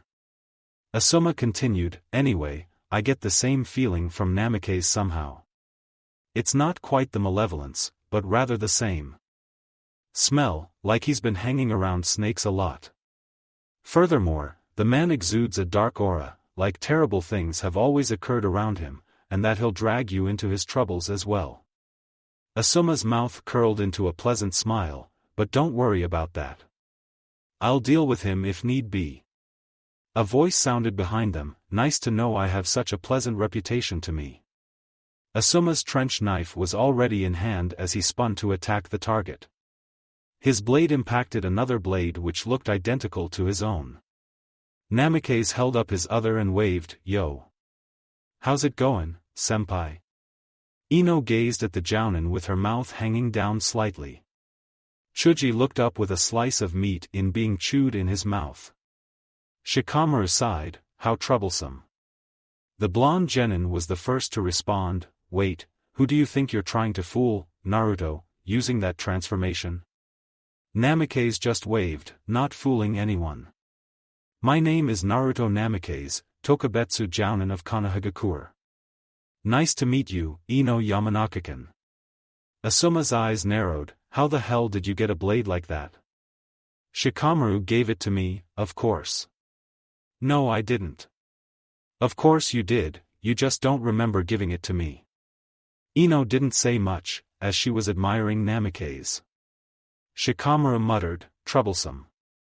Please, go away, Namikaze-san.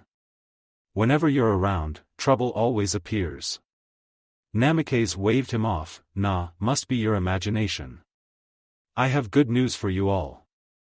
The Hokages authorized me to give a week-long training exercise to each of the 3 rookie teams. I figured I'd start with the 3 of you, as I have to repay you for helping me in the hearing chambers yesterday. Asuma and Shikamaru groaned. Ino glared at the 2 of them and then turned back to the blonde jounin. So, you're going to be training us for a week? Well, I figured I'd start with 10 and work my way down the list. Seemed like a good idea at the time. Yep, I'll be training you myself. He didn't mention that Anko would be watching over the whole thing. Asuma shrugged and muttered, if Hokage-sama says it's okay, then I'll allow it. He put extra emphasis on his father's title to show his anger at the whole situation. Then, he grabbed the blonde jounin by the vest and pulled him close.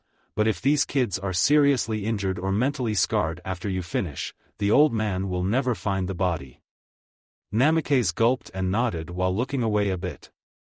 Forest of Death, 1 p.m., Asuma's mouth was hanging down in disbelief.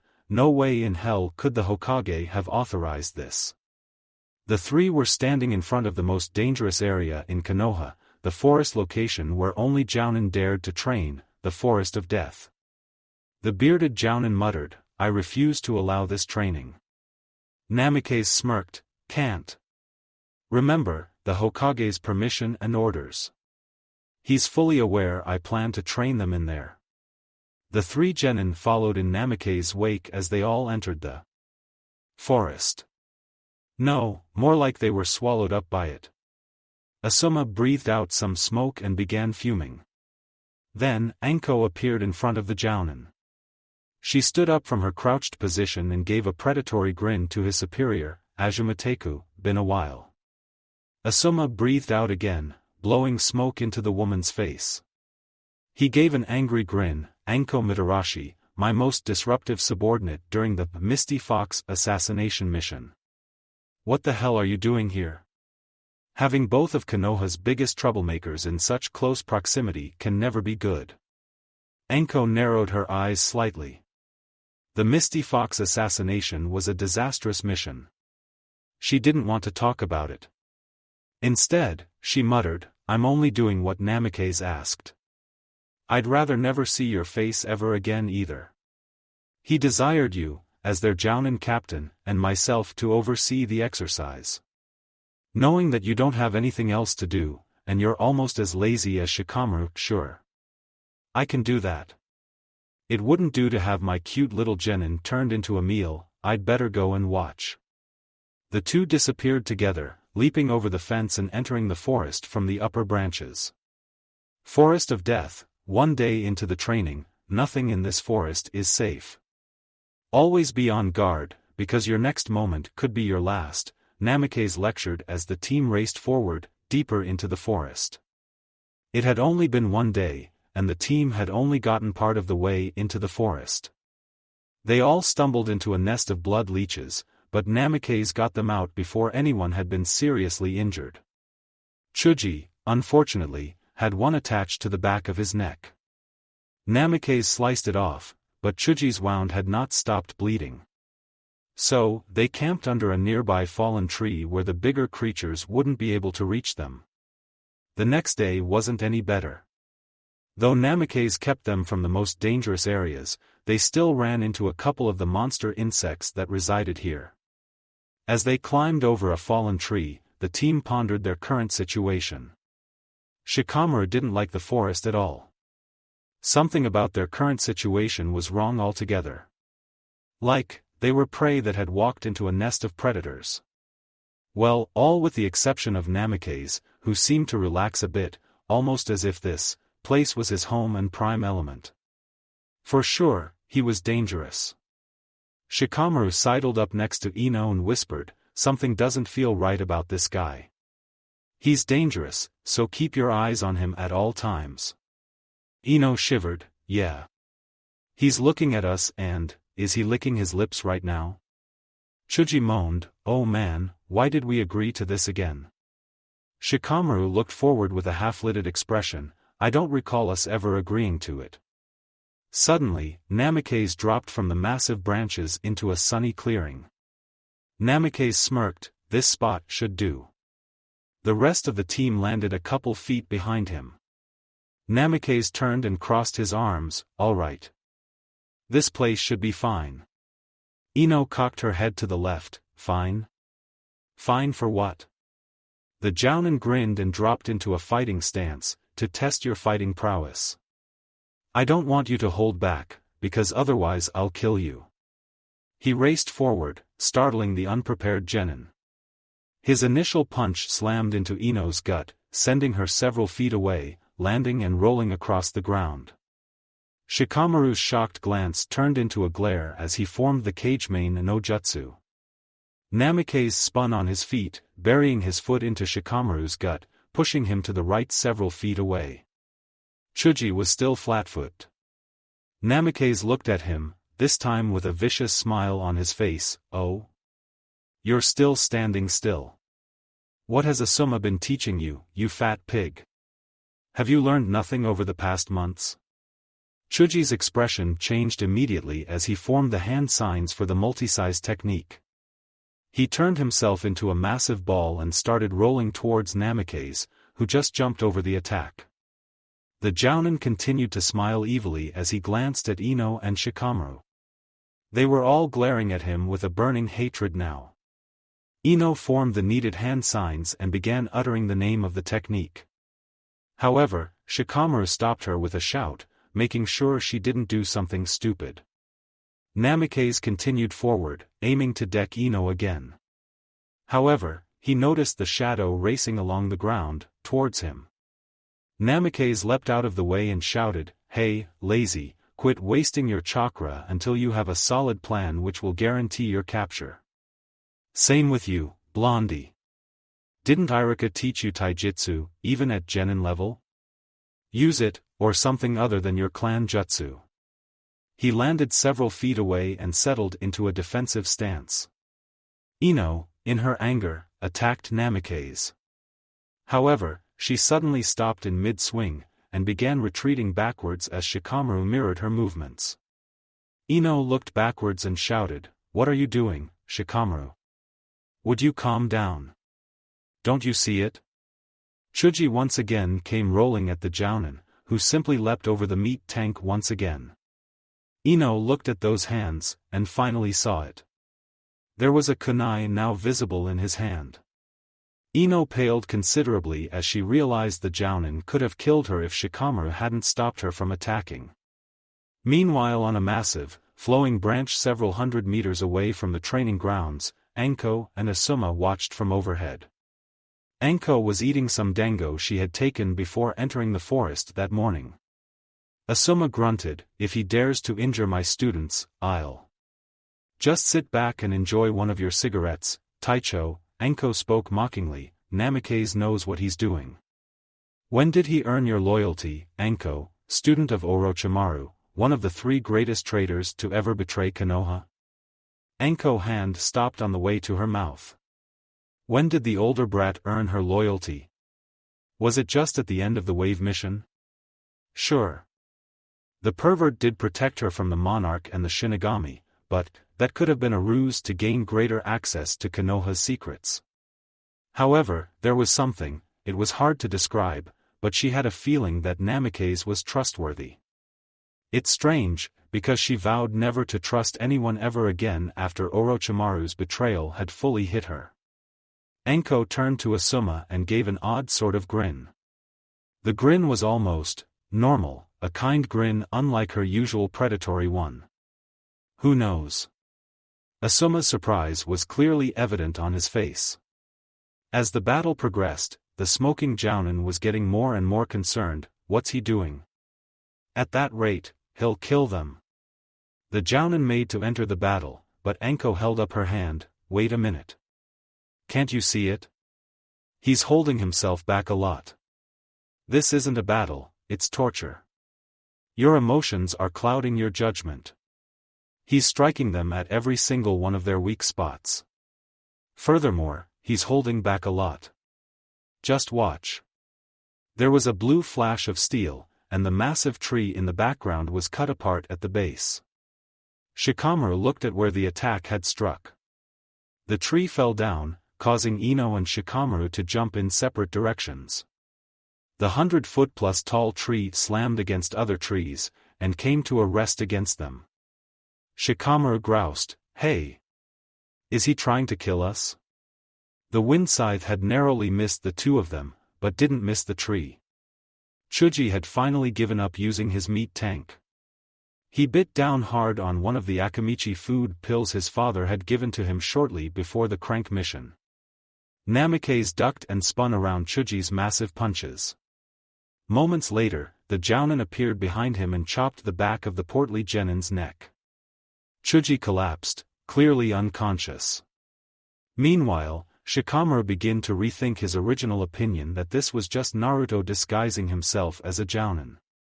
The man was ambidextrous, while Naruto was right-handed, had skills with wind jutsu that Naruto wasn't skilled with, and could see through a number of Shikamaru's strategies before they came to fruition. The first thing Shikamaru attempted to do was capture Namikaze in a pincer. The Jounin retreated up the side of a tree, and just when Namikaze was to be caught, the Jounin leapt to another tree and ran down it again. The genin switched strategies immediately, extending his shadow around the entire clearing, creating a circle around the Jounin. If the Jounin attempted to cross it, Namikaze would be caught instantly. Then, the shadow expanded, filling in the circle rapidly. Namikaze sliced down a nearby tree and, gathering his chakra under his feet, sprang upward about 50 feet to meet the collapsing tree. Namikaze pulled himself over the top and vanished from view. Moments later, several shuriken flew from above right at the two genin. Shikamaru leapt out of the way, but Ino was not quite as quick. The bladed weapons made several cuts along her body. "Ino. Are you alright?" Ino fell to one knee, panting, "Yeah, more or less." Namikaze appeared once again in the clearing and looked the two of them over with a pitying glance. He said disappointedly, "This is the Gaki who will one day become Konoha's twin blade? How pathetic."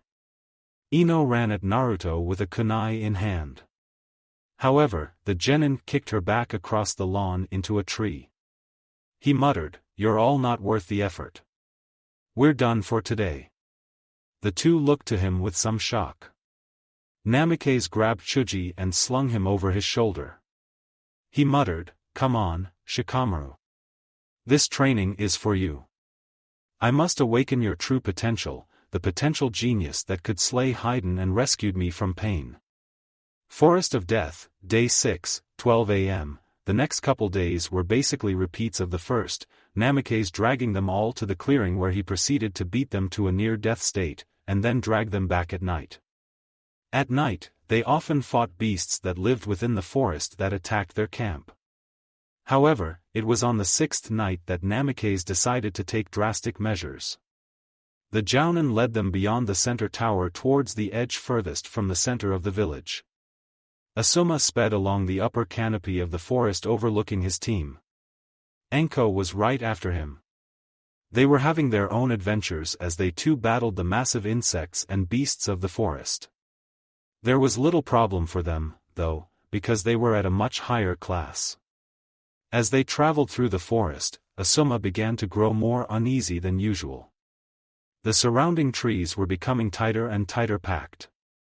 The branches intertwined together, making it harder and harder to bypass. Surely, Asuma thought, he's not heading for. His questions were answered as he came across several tightly packed trees, preventing his advance.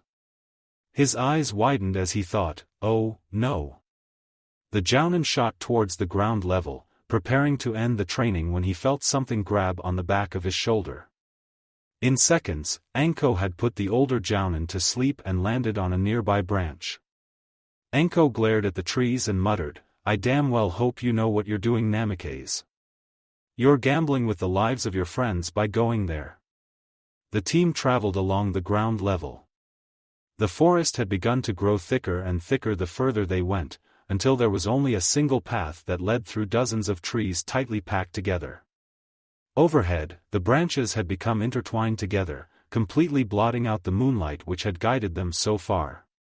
Finally, they arrived at what could only be described as a wall of trees.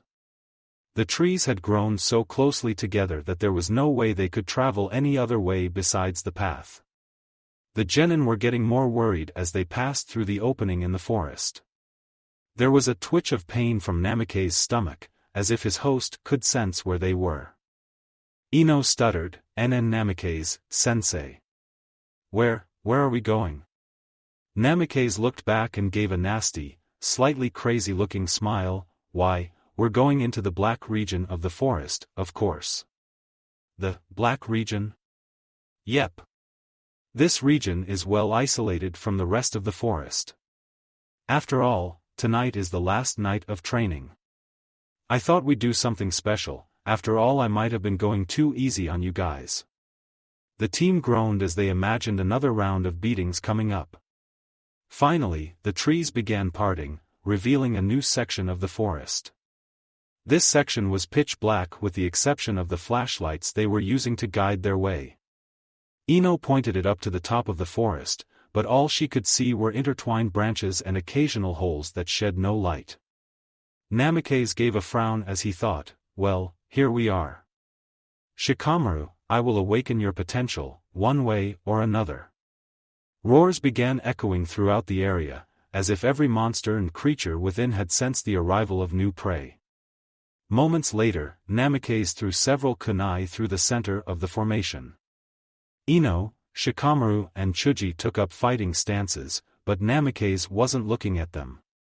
His light pierced the darkness, revealing 3 dead twin-tailed foxes only a foot behind the trio.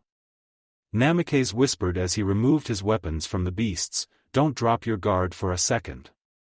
This region is quite possibly the most dangerous in all of Konoha. Do you know where we now stand?" The 3 shook their head. Namikaze's face held a sad expression as he explained, "According to rumors, this is where the Kyubi no Kitsune was once sealed away by the Shodame Hokage. It is believed that the Forest of Death obtained its name for this region. Anyone who enters here will die a horrible death. I know good jounin who have trained here and didn't make it out alive." The 3 looked shocked at the man. Shikamaru shouted, "Oi, sensei. What the hell are we doing here? We've got to get out." Namikaze gave a sadistic grin, "Good luck trying. The only way you're going to escape is through me, because I'm not letting you out." Ino shouted, "Are you trying to kill us, sensei?" "You might say that. Defeat me, and I'll let you go. Use those incredible brains of yours, and you might be able to escape." Shikamaru's half-seal was up in an instant. The boy's shadow extended towards Namikaze at a faster rate than ever before. Namikaze shouted, "Naive," as he leapt over the attack and raced at Chuji. Chuji immediately transformed into the meat tank and rolled right at Namikaze. A shadow clone appeared right next to Namikaze and transformed into a Fuma Shuriken. The real Namikaze dove to the right, narrowly missing Chuji, and sent the clone shuriken flying. All the 2 genin could do was dodge the attack, causing the clone shuriken to vanish into the dark forest. Ino landed from her side jump in a prone position and sprinted for Namikaze. The jounin grinned as he prepared to counter. Suddenly, his body couldn't move, which meant that Shikamaru's technique had succeeded. Ino grinned as she shouted, "You won't get away. Take this, Ino's 16-hit combo taijutsu." Ino extended her leg high overhead and brought it down at the man's head. At that instant, Shikamaru's shadow disconnected, preventing him from obtaining the same injuries Namikaze would receive. The jounin's head was snapped down as he took the hit.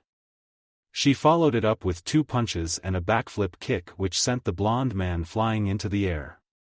Next came a punch to the face as he came back towards the ground.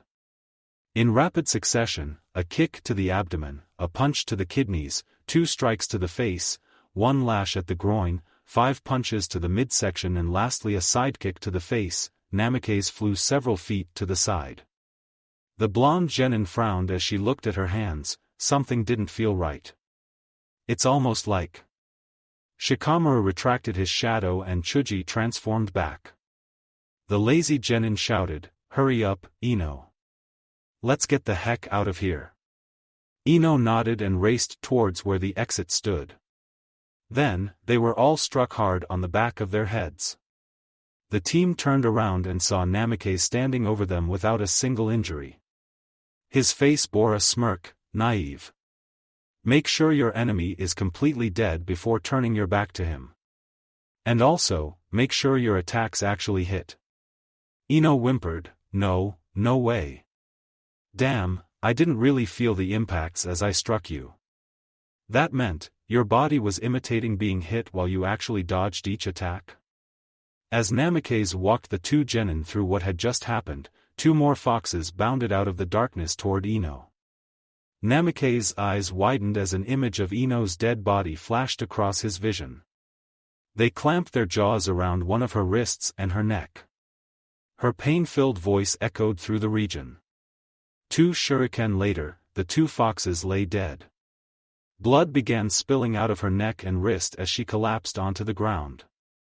Shikamaru's eyes widened as he raced over help. He pulled out a medical kit and tried to stem the flow of blood. However, it was no use as 2 of her major blood vessels had been punctured by the foxes. Namikaze muttered in horror, this wasn't part of the plan. Damn it.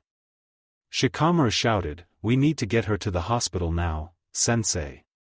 The jounin pulled himself together and shook his head, no matter. We will continue. Are you insane? At this rate. Chuji's eyes narrowed in fury. His hand searched through his pack. Quickly, he pulled out the red pill that his father told him never to use unless he or someone close to him was about to die. The boy thought sadly to his father, sorry, Dad. I have to use it, or else Ino will. Ino will.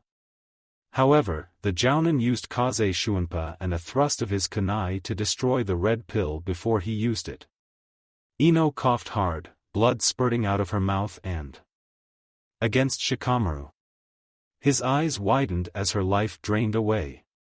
She whispered, Shika, Maru, why is it so dark? Her eyes drooped as Shikamaru whispered, no. Ino, don't die, don't go, I know. As her eyes closed, tears began streaming down the genin's faces. Chuji grabbed at her wrist and tried to feel her pulse. However, there was none. Namikaze's eyes glossed over as he muttered, this is what happens when you don't put your full effort into what you do, Shikamaru. One of your friends, your teammates will die. Troublesome, isn't it? Shikamaru's eyes shot open. The genin turned away from Ino's body. His posture changed to his strategy-forming stance as he spoke, yeah, it's troublesome all right. But you could have prevented it all by not entering this area. I'll never forgive you, Namikaze-sensei. Namikaze shouted back, then kill me, protect your remaining teammate and end the biggest threat to your lives. Moments later, the lazy student exited the stance. The genin pulled out a small smoke bomb and dropped it. 1. The bomb exploded, releasing a thin amount of smoke in all directions. Following that, he threw several kunai, each attached with an explosive note. 2, he thought. Another kunai came a second later. 3. The first wave missed, but caused Namikaze to retreat as they all exploded. The blast obstructed his view and he didn't see the last kunai be blown upward into a nearby overhead branch. The jounin did notice, after the blasts had cleared, that Shikamaru's shadow had extended into the darkness on both sides. 4. Namikaze sensed danger behind him and dashed forward. The two shadows encircled Namikaze and raced after his back. From Shikamaru's position, another shadow raced forward right at Namikaze. 5. The jounin leapt away, attempting to escape into the air. Shikamaru smirked as he threw a shuriken, slicing the string attaching the flash bomb overhead, causing it to fall and detonate right behind Namikaze. 6 and 7. The genin dropped another flash bomb behind him, causing him to overshadow Namikaze instantly. The jounin vanished from view. He reappeared behind Shikamaru, already punching at the back of the genin's head. Inches from his neck, he stopped in mid-swing. Namikaze gave a sad grin and thought, he has finally awoken. Good work, Shikamaru-kun, Shikamaru muttered as he rose. 8. You've just been caught at long last, Namikaze-sensei. Chuji transformed back. He moved towards Namikaze menacingly. The boy slipped out a kunai and walked towards the jounin, preparing to kill him. However, Shikamaru held up his hand in front of his best friend. There was a malicious glint within his stoic expression. He'll face a far worse fate at the hands of the Yamanaka family than if we kill you here and now. Let's go, Chuji. Take Ino's body and leave the forest first. Shikamaru and Namikaze had just finished exiting the forest when suddenly the air was alive with the sound of someone clapping. From behind a tree, the true Namikaze walked into view with a smile on his face. Excellent. Simply excellent, Shikamaru-kun. I knew you could do it with the proper motivation. Shikamaru looked between the Namikaze he held in his shadow bind and back at the real Namikaze. He muttered, "Shadow clone. Damn you, sensei." The clone exploded into smoke. They took position, ready to fight again when the jounin held up his hand. Hey, why are you so hostile?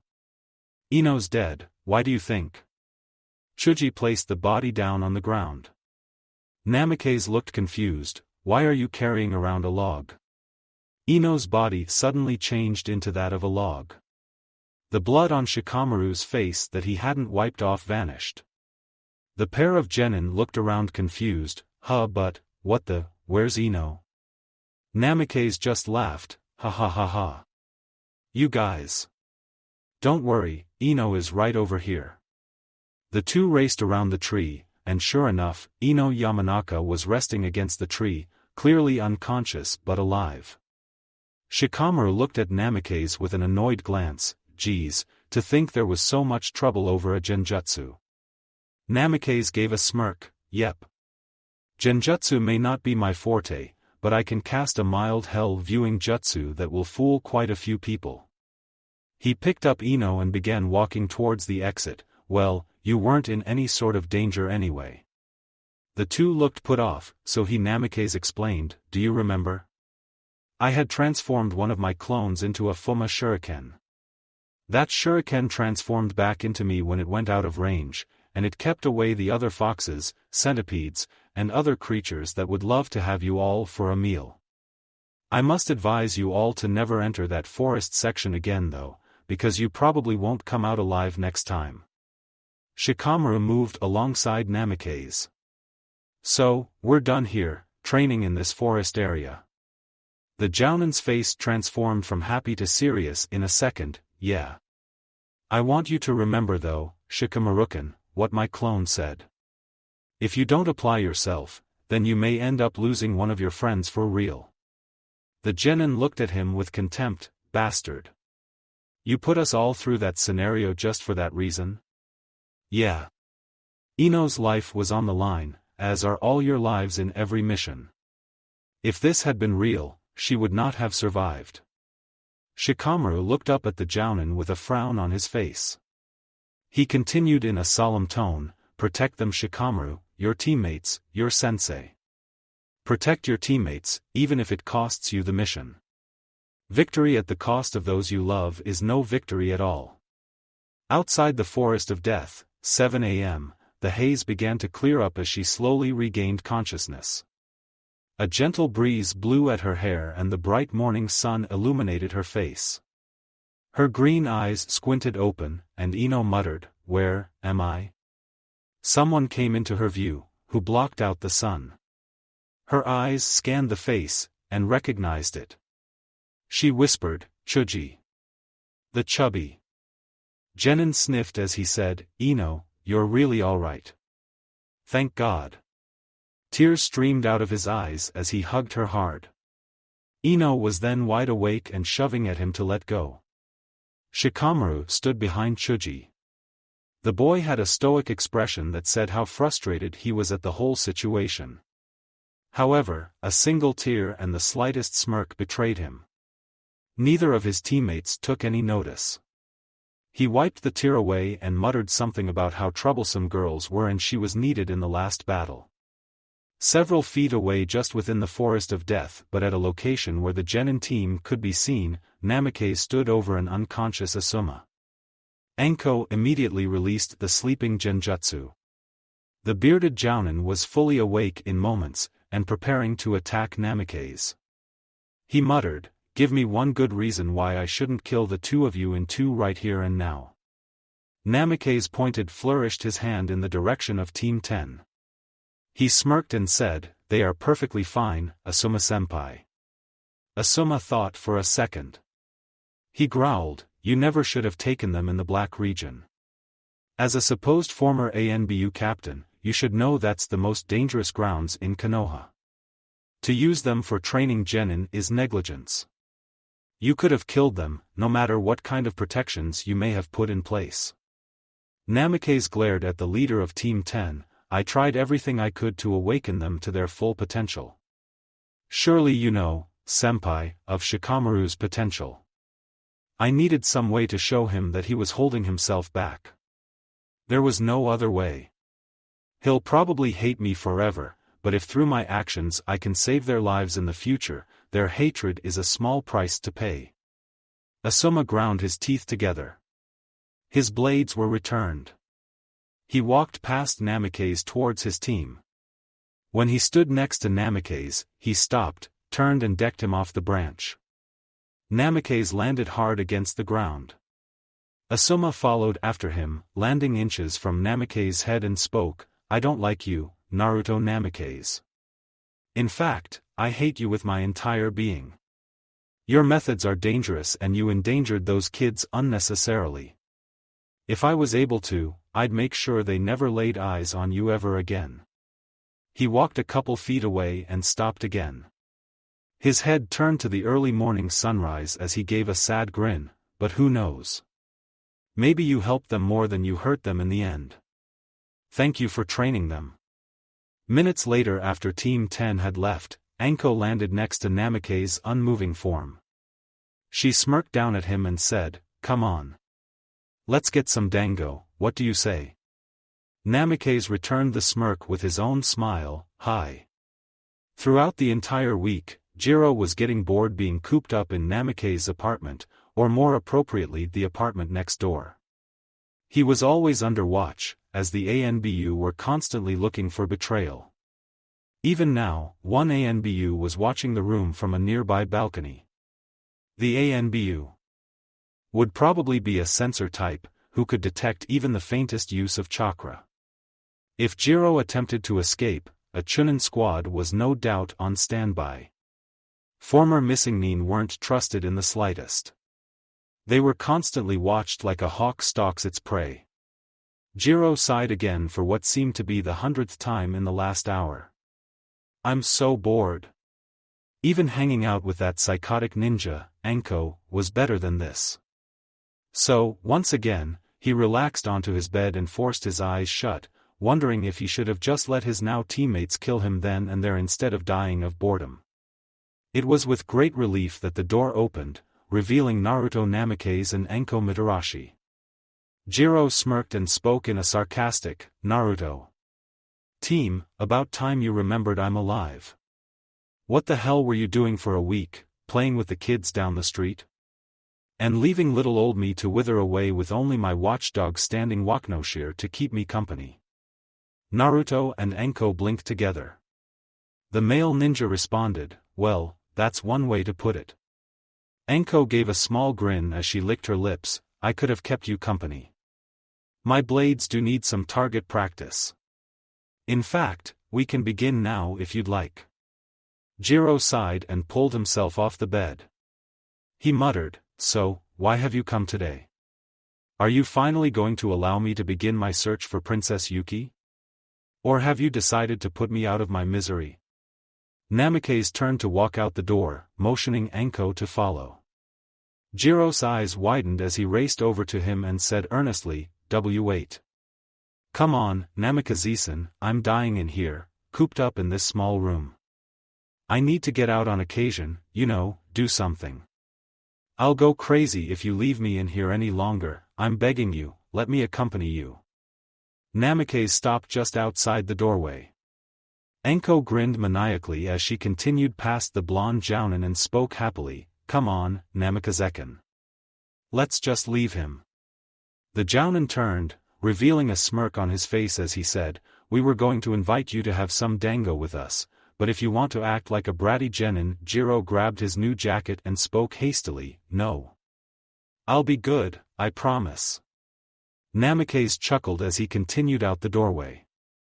Anko seemed a bit sad, knowing that the irritating missing nin was coming with them. The three took the stairs down and were soon on their way to Anko's favorite dango stand. Iwagakure, word had returned to the village hidden in the stone, Iwagakure. The Namikaze assassination had ended in utter failure. Once again, the old Tsuchikage was raging furiously. Those two were some of the best ninja, even if they were missing nin and easily disposable, unlike the rest of his men. He calmed down quickly, planning what to do next. His expression lightened as he realized exactly what needed to be done. It was in 3 weeks, the exam. There would be an excellent opportunity to eliminate him there, he was sure. A nasty, evil plan came to mind as he ordered Tadagami to prepare his team for the mission, 2 weeks in the future. If it came to it, the Tsuchikage, himself, would be there in Konoha to take care of the Flash's brother. Meanwhile, another ninja was preparing to take action, along with his faction in order to take control of Iwagakure. The short old man gave a smirk of his own and planned to make his move at about the same time that Tsuchikage was making his move. Few people were aware that Iwagakure was slowly turning against its leader. It was only a matter of time. Chills flew up Namikaze's spine as he took a bite into his skewer of dango. He mistook the chills for something tasting wrong with the dango and politely set it down on the plate. Cautiously, he picked up a new skewer and took a bite. Relief washed over him, and the skewer was consumed in a matter of moments. The stand's owner observed the 3 ninja in front of her. She had never seen a more diverse group of ninja sitting together. Jiro enjoyed the sights and the chance to get out at long last. He ate the dango disdainfully. Even though he hated the sweet food, it was better than whatever crap his guards had served him in the interrogation building, and it was refreshing to eat something other than the instant ramen Namikaze kept providing for him. It wasn't the only thing Namikaze gave him. Jiro was wearing a new outfit as well, with a long trench coat, reinforced shirt, pants and shoes. They were all dyed in black and each was tempered in a chakra coating, designed to resist kunai impacts. The bladed weapons would still be able to pierce his clothing and cut deep, but he wouldn't die immediately from most thrown weapons. In addition, he wore a new leaf headband. He was allowed to keep his snow headband for when he finally located his princess and old clothes in case of winter missions. The Chunin was not allowed to leave unless accompanied by another leaf ninja, such as Namikaze or Anko. His chakra wasn't at a dangerously high level, so he would not have to suffer a chakra seal like Namikaze did.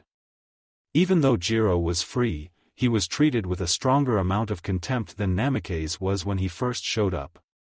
The true story had circulated fast of a missing nin obtaining sanctuary in Konoha. Such a thing was not unheard of, but extremely rare. They mistrusted him, even more so than young Naruto Uzumaki. Even now, people were watching the black-clothed missing nin. In some ways, it was worse than what Naruto dealt with.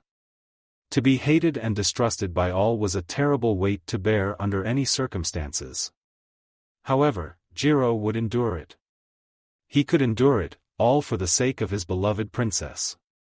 Furthermore, he couldn't be in better company.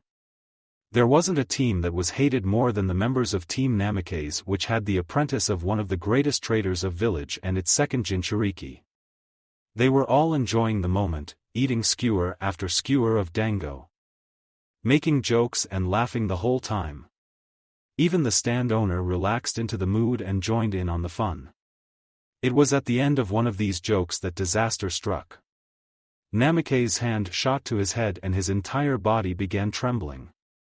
His teeth were revealed, as if he were in tremendous pain. The mood changed immediately to one of alarm. The jounin shot up from his chair, both hands grabbing at his head, tripping over backwards. He rolled onto his knees and opened his mouth to scream, though nothing came out once again. Then, something frightened everyone there. Blood started dripping from his nose. Jiro bent over and began shouting at the jounin and shaking him. Anko held her hand up and signaled to any nearby Anbu that a Konoha jounin needed medical attention immediately. Namikaze dropped from his knees to his stomach, coming to rest in the small pool of blood. His stomach churned, and the contents of the meal were forced up, spilling all over the ground and mixing with the blood. His body twitched at varying intervals, as if the pain was unbearable. At this point, the jounin no longer seemed conscious. It was at this moment that some medics appeared and began to move him. Namikaze's mindscape, images flashed across his vision once again. Irika, Sasuke, Sakura, Hinata, Shino, Ino, Chuji, Shikamaru, they all were killed, people he had failed in his previous village. From this universe, Haku's visage taunted him. It haunted his memories, his nightmares, and now his everyday life. It was like they were all coming back to haunt him en masse. He merely closed his eyes and hoped it would go away soon. It threatened to overwhelm him. However, Namikaze was a jounin and well accustomed to pain. He withstood it, and slowly the pain began subsiding. Konoha Hospital waiting room. An hour later, Anko and Jiro waited patiently for news on their friend. Then, the door opened and out stepped a kindly-looking older medical ninja. Anko looked him over, noting the black hair tied together in a ponytail on the back and parted down the middle. He wore a long white coat with a black shirt underneath. His mouth took the shape of a calm smile, like everything would be all right, no matter the situation. He walked to the two ninja and said, "You must be here for Namikaze-san, correct?" Jiro gave a short nod while Anko looked away, hiding her blushing face. The medic sighed and said, "My name's Torashiro Yakushi, the head medic of this hospital. Currently, Namikaze's doing fine. He's been stabilized, and he'll be fine in a couple hours. We'll be releasing him tomorrow, after we run some tests tonight." Jiro spoke with a concerned tone. "What happened?" "We're not quite sure. Whatever started it has stopped. He appeared to have a mild stroke, as a blood vessel burst in his head. By the time we got him in, there was nothing wrong with him. We only know that happened because one of our diagnostics showed a newly formed blood vessel connected to old tissue. Even now, I'm not sure I believe it." The two sighed in relief, when an assistant ran out and whispered in the doctor's ear. Torashiro spoke incredulously, "What do you mean he's gone? His body already overcame the sedative?" All four walked through the doors and confirmed it. Namikaze was not in his bed. Ichiraku Ramen. Minutes later, Namikaze stood outside Ichiraku's as he contemplated a good place to hide. No doubt the medical corps will be out in force after his quick departure. When he awoke in the hospital, the pain was gone, so he took the opportunity to check himself out, the quick way.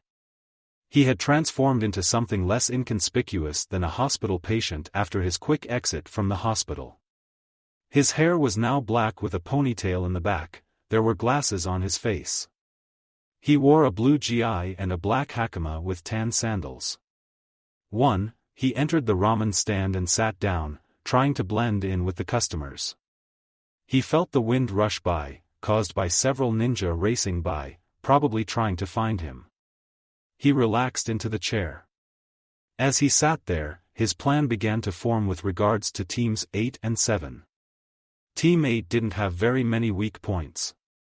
He might be able to work on their teamwork like he had with Team 10. He'd also have to test Kiba, as he knew next to nothing on him. Team 7 would be easier. The sound of more ninja racing by filled his ears. However, they would never find him, as his transformation was near perfect. Only a Hyuga or a censor type could catch him now. The old ramen chef set down a bowl in front of the jounin. Namikaze blinked as he looked down at the bowl. Sure enough, it was his usual order. Trick is, he didn't order anything yet. His mouth hung down as he tried to figure out how Tucci knew. The old man chuckled and said merrily, "Enjoy, Namikaze-san." The jounin stopped moving as his heart froze. Tucci gave another chuckle as he went back to his pot and began working on the second bowl. Namikaze unfroze as the old man explained, "I only know two people who walk into our stand in that way, you, Namikaze-san, and Naruto-kun." Naruto, they would have caught, he referred to the passing ninja. "What way?" Namikaze asked. The old man responded slowly, "You two act as one who has something to prove to the village.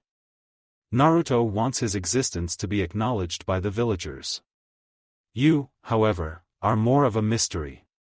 If I may ask, what do you want to prove, and to whom?" A piece of meat flopped between Namikaze's chopsticks. The question left him wondering, what did he want? Originally, it had been the same as his younger self. But now, were his goals the same? He shook his head at that. It had nothing to do with being acknowledged by the village. He sucked at the broth on the meat as he chewed slowly. The meat left a salty aftertaste as it went down. The chopsticks were returned to their position and Namikaze began slurping up the broth. Even after all the years, he had gained no manners. Sakura tried to beat some manners into him, but they just didn't stick. The thought of Sakura made the ramen in his throat taste bitter. Memories of his friends' deaths came to mind as his answer became clear. He set down the bowl and muttered, "I have to prove to myself that I can save them." Tucci didn't hear the reply as the boiling broth demanded his full attention. Suddenly, Namikaze's sense of the world seemed to catch fire. His right eye started twitching. He knew this feeling very well. Every time he did something his Anbu team considered extremely stupid. And only one person could produce such killer intent. He turned slowly and sure enough, she was standing there. Anko was not smiling. Namikaze chuckled nervously, "Hello Anko-kan." His transformation exploded into smoke, revealing the jounin's true form in a hospital outfit. Anko cracked her knuckles and said calmly, "You know what I said I'd do to Orochimaru if I ever got him in torture and interrogations building?" Namikaze winced. Oh, he knew. Often, they were descriptive and bloody told during some of the wilder drinking parties. He was at one of those, during his week-long suspension. He asked Anko once again if she wanted help in her glorious revenge against the bastard snake. She didn't give him a confirmation. Instead, she went into one of her rants. "T&I had some of the most destructive acids known to man. One drop of it could melt a finger right off. She planned to use the entire supply on him, torturing him until the snake passed out. Then, after he was healed up by the medics, she'd go through another round. Anko would do it again and again until the traitor was literally melted away.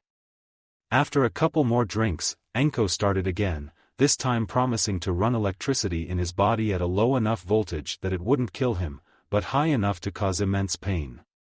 She'd keep Orochimaru in that state until she decided it was enough, and allow him to die. Truly, she was a brutal woman, and not one to be crossed. Now, all that anger was staring him right in the face. He couldn't help but sweat. "Come on, Anko-kan. You wouldn't." Several sunbon needles slid between her fingers and glistened menacingly. Her tone was sweet, "I'm going to make that look like heaven with what I'm going to do with you." She took the offensive, throwing the sunbon needles across the room. They hit the wall, missing Namikaze as he ducked under them. His feet were a blur as he dashed for the exit. Anko's heel slammed into the jounin's forehead, sending him back across the room. Wood splintered as the jounin crashed against the counter.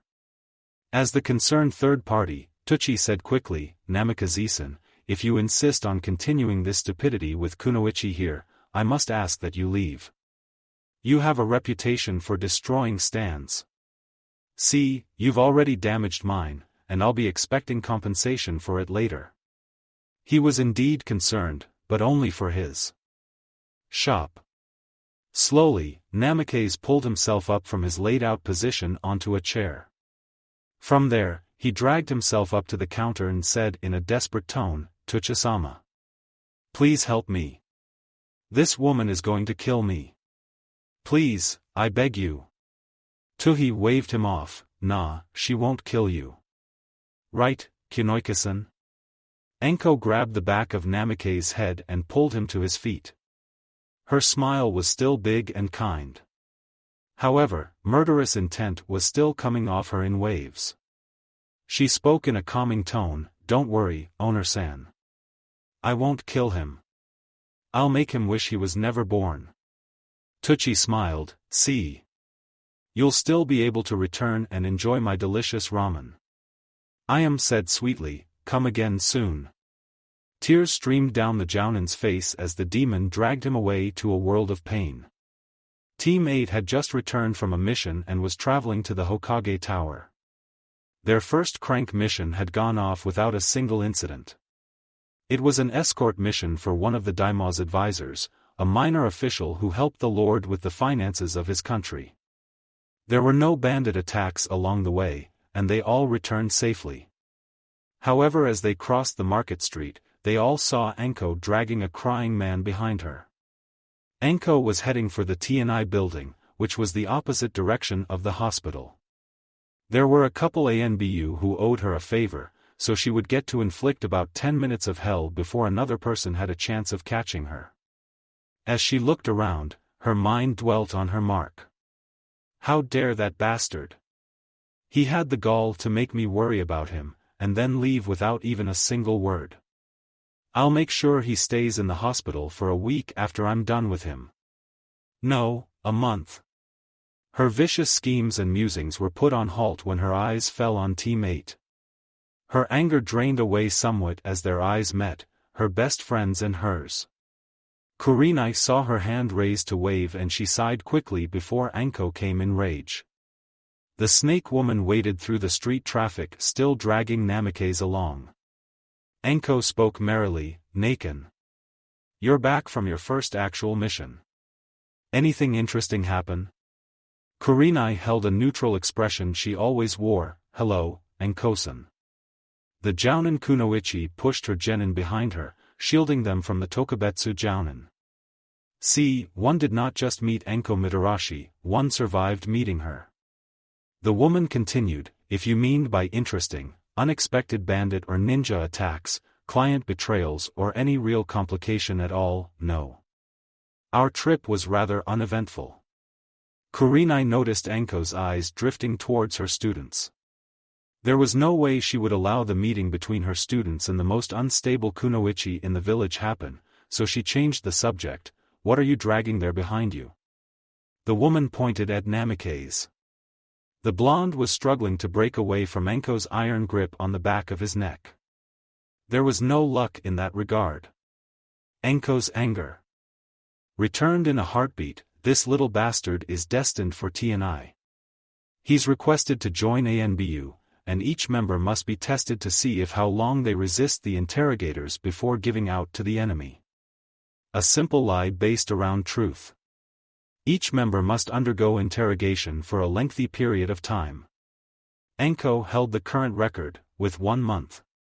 She was followed by Kakashi Hatake, who had lasted 2 weeks.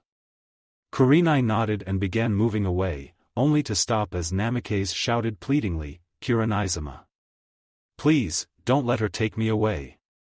She's going to kill me." Anko said simply, "Did you know that this was the guy who tortured Asuma-san's kids during your week-long break? He's also organized it with the Hokage to be a 1-week training session with your kids." Kurinai's eyes widened, and then narrowed. She had met with Asuma at the gate, just as she arrived. He told her about the insane jounin who would be training the new rookie genin teams over the next couple weeks.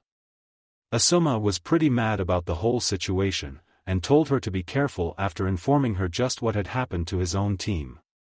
Now, she discovered Anko had the bastard caught. Kurenai wasn't stupid, not by a long shot. She knew Namikaze wasn't allowed in Anbu Black Ops yet, as he was still on probationary status as a Tokubetsu jounin. So Anko had to be angry at him for another reason. She gave a nasty grin, well, make sure he'll be incapacitated for at least a week. It was like Namikaze's insides collapsed. Anko dragged him away, with him no longer resisting, through the packed busy streets. Torture and interrogations. 30 minutes later, Anko and her minions finished strapping Namikaze to the chair. He was once again in the dim green-lit room, surrounded by seals. Sure enough, Anko used a number of her strings to obtain some assistance from the regular Anbu present. The jounin had long since quit squirming. Anko finished the last rope and took a seat several feet away in the corner. She snapped her fingers and the overhead light shone brightly in his face. The jounin flinched away from the light like it burned. There was a table some feet away on the side of the room carrying several blades. They sat apart from each other for several minutes. Then, Anko rose from her seat and walked to the table and removed a curved kunai. The jounin blinked, but didn't move. Anko smirked and said, "Any last words before I make you regret what you did?" "Yeah, tell me why I'm sitting here about to be tortured?" Metal struck wood as Namikaze cocked his head out of the way of Anko's blade. Anko didn't respond. Instead, she yanked out the blade and drove it into the jounin's shoulder. Anko saw no fear in his eyes. However, a small bead of sweat began trickling down his head, as did some blood from the fresh wound. He grunted, "You're going to regret doing this later. I assure you of that." Anko picked up another kunai and threw it at him. The blade sunk into Namikaze's other shoulder. Another and another came one after the other. Namikaze started looking like a pincushion, with several kunai hilts sticking out of body. Through the pain, Namikaze began chuckling. This stopped Anko's weapon barrage. She looked at him once again, this time with a bit of confusion. When their eyes met, Anko flinched back a bit. It disturbed her, his eyes, because those eyes briefly held a madness contained by only two other Konoha ninja, a former traitor and his student known as Orochimaru and Orochimaru's former apprentice, Anko Mitarashi, her. Blood rolled down his midsection as he spoke in a low tone, "Anko, I shall definitely repay you for this one.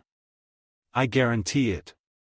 Anko picked up a larger blade from the table and held it at Namikaze's throat, "Then I'll have to put you out of my misery."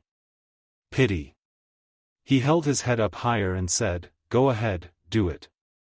In fact, how about I do it for you?" He twisted his head hard, causing her blade to cut into his throat. Anko's eyes widened as her anger and strange fear wore off. She looked down at her hand, which was now covered in blood. She thought quickly, "What the hell am I doing?" She flung the blade away to the wall and grabbed at the bloody wound, trying to stem the tide. Namikaze's face still had the mad expression. Anko felt at his throat. The pulse was fading, and quickly. She muttered, "Damn it, Namikaze. Don't you dare die on me." His mad expression vanished in that instant, leaving a concerned expression on his face. He thought, "Damn, she's going to kill me later for this."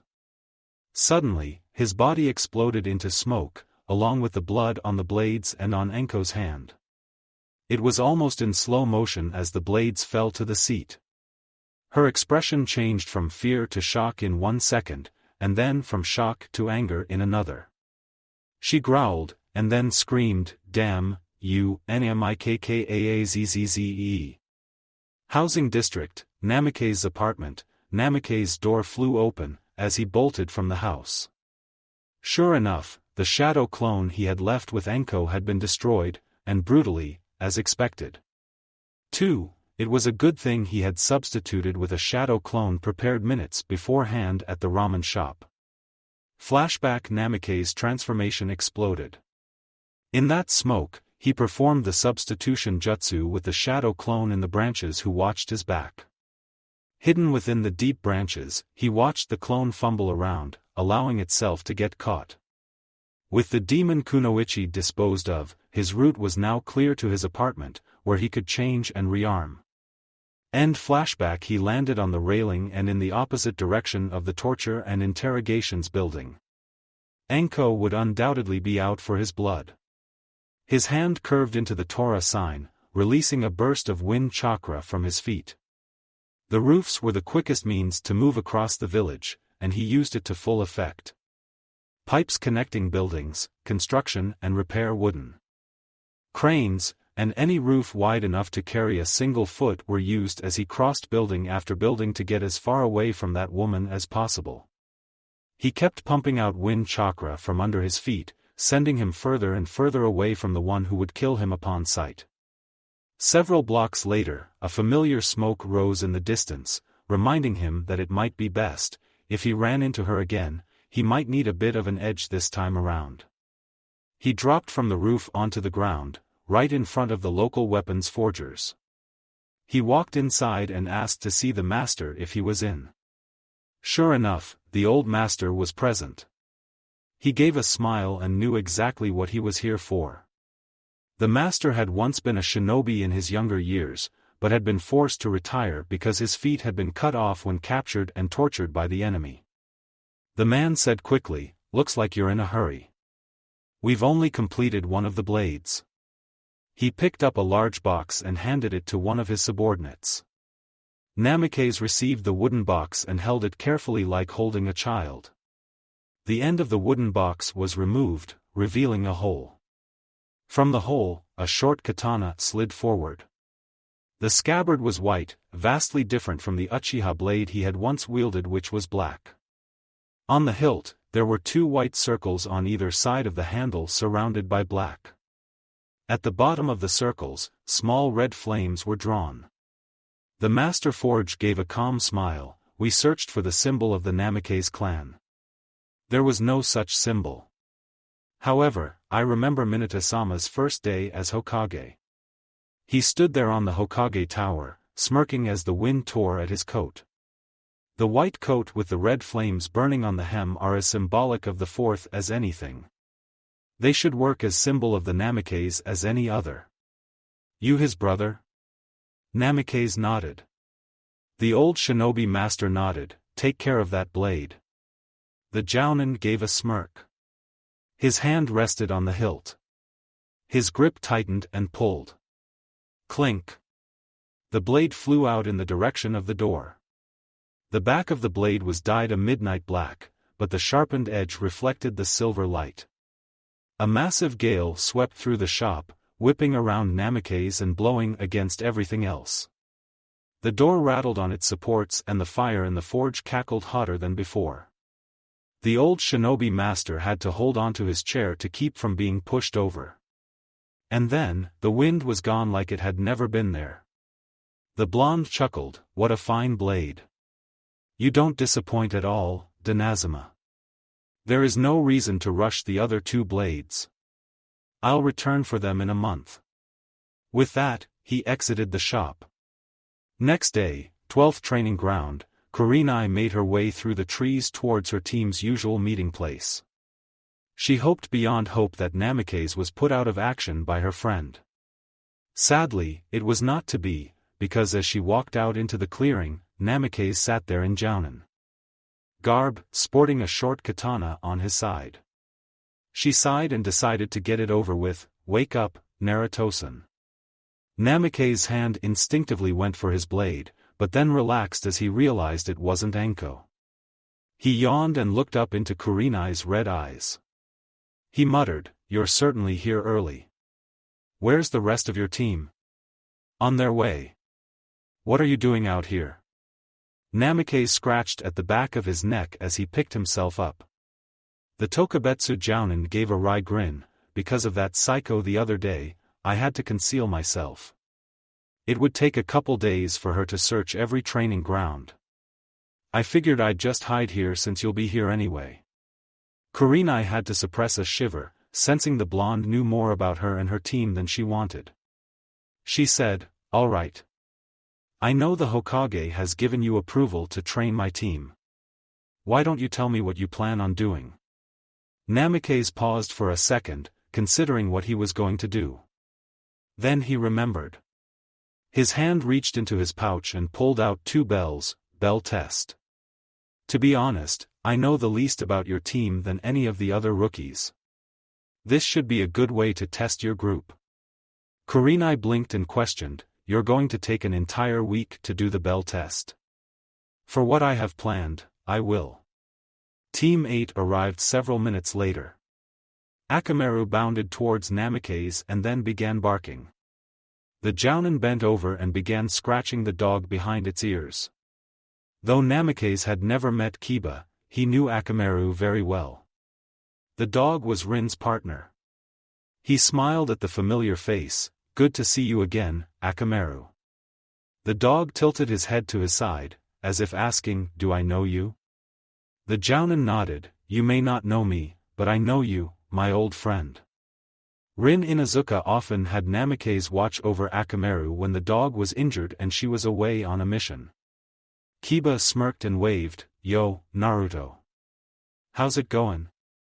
Namikaze turned to the boy and gave a predatory grin. "Ah, it's you, Kiba-kun. As I recall, I still owe you for that night." Kiba recognized the comment for what it was, a thinly veiled threat. He returned the grin with one of his own. "What can you do, Naruto? You haven't gained any skills, I can smell you're still the same Naruto I know." The Jounin's smile turned even more feral. "Then ignorance is bliss. I'm going to enjoy beating it into you over the next couple days." Hinata looked between the two of them and stuttered, "Kiba-kun. I don't think, that's Naruto-kun. Something is different somehow." Shino pushed up his glasses and muttered, "That is correct. My bugs are telling me to stay away from him." Kurenai sighed, "Everyone, the Hokage has secured permission for you to be trained by a specialist. In a couple weeks, you are going to participate in the Chunin exams. He's going to make sure you're prepared for it. Namikaze-san, they are all yours." She walked past Namikaze and paused. She whispered, "I imagine you'll take them into the forest of death. See to it they don't end up in that region. I will be watching from a distance." Namikaze nodded. With that, Kurenai blurred away. Everyone began moving away from the 12th training ground towards the 44th. Shino kept a close eye on Namikaze.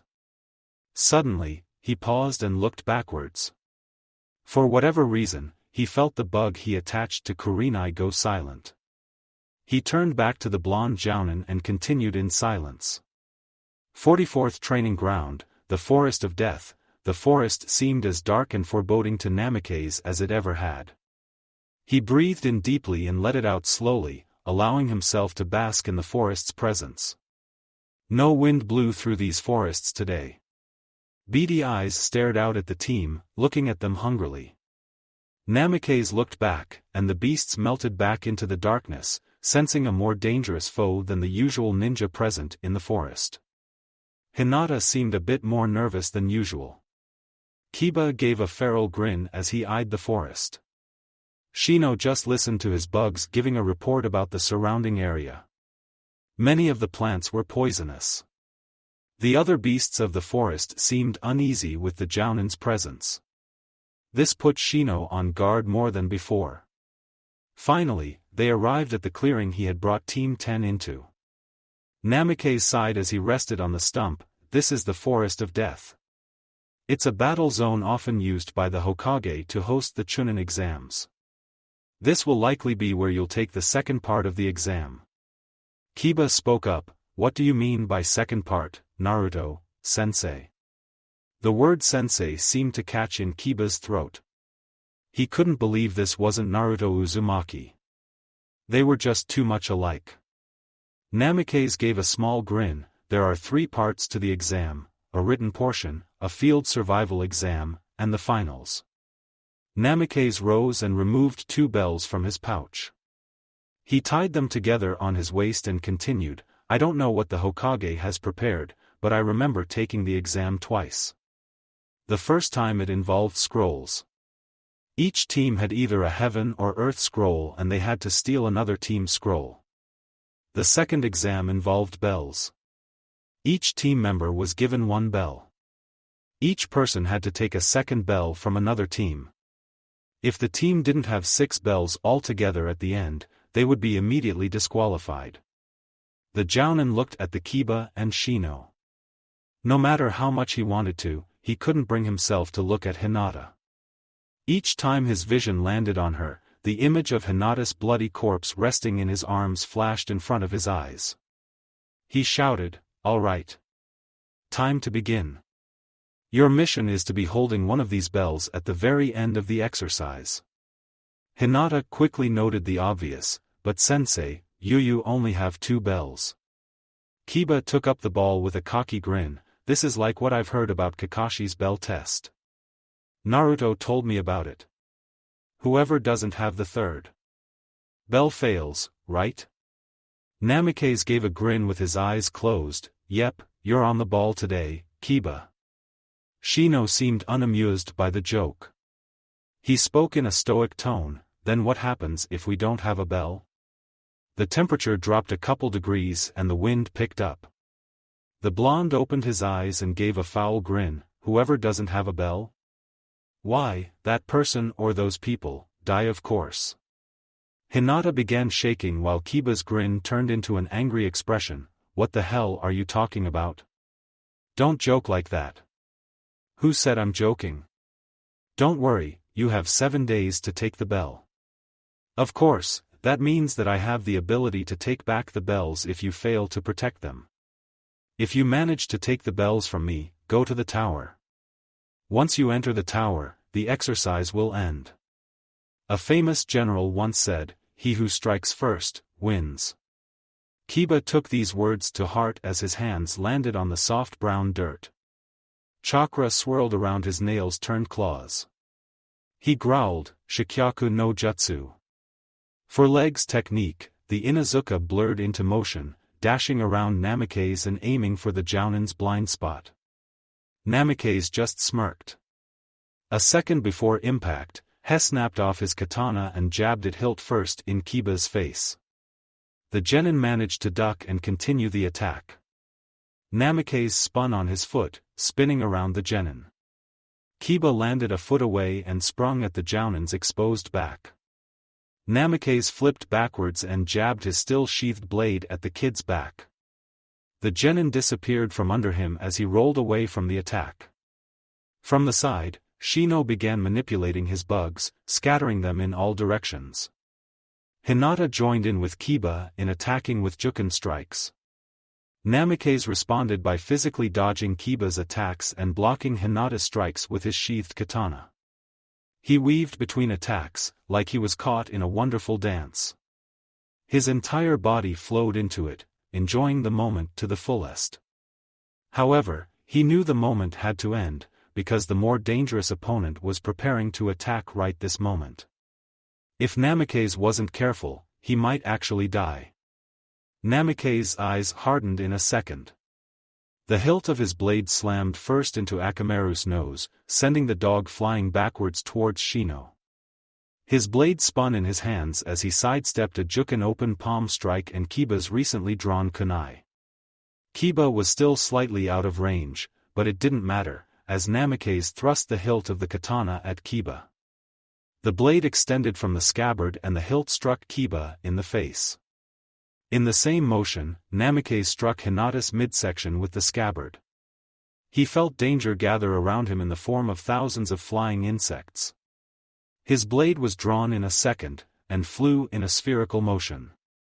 The bugs, Hinata and Kiba were all thrown backwards by the burst of wind chakra.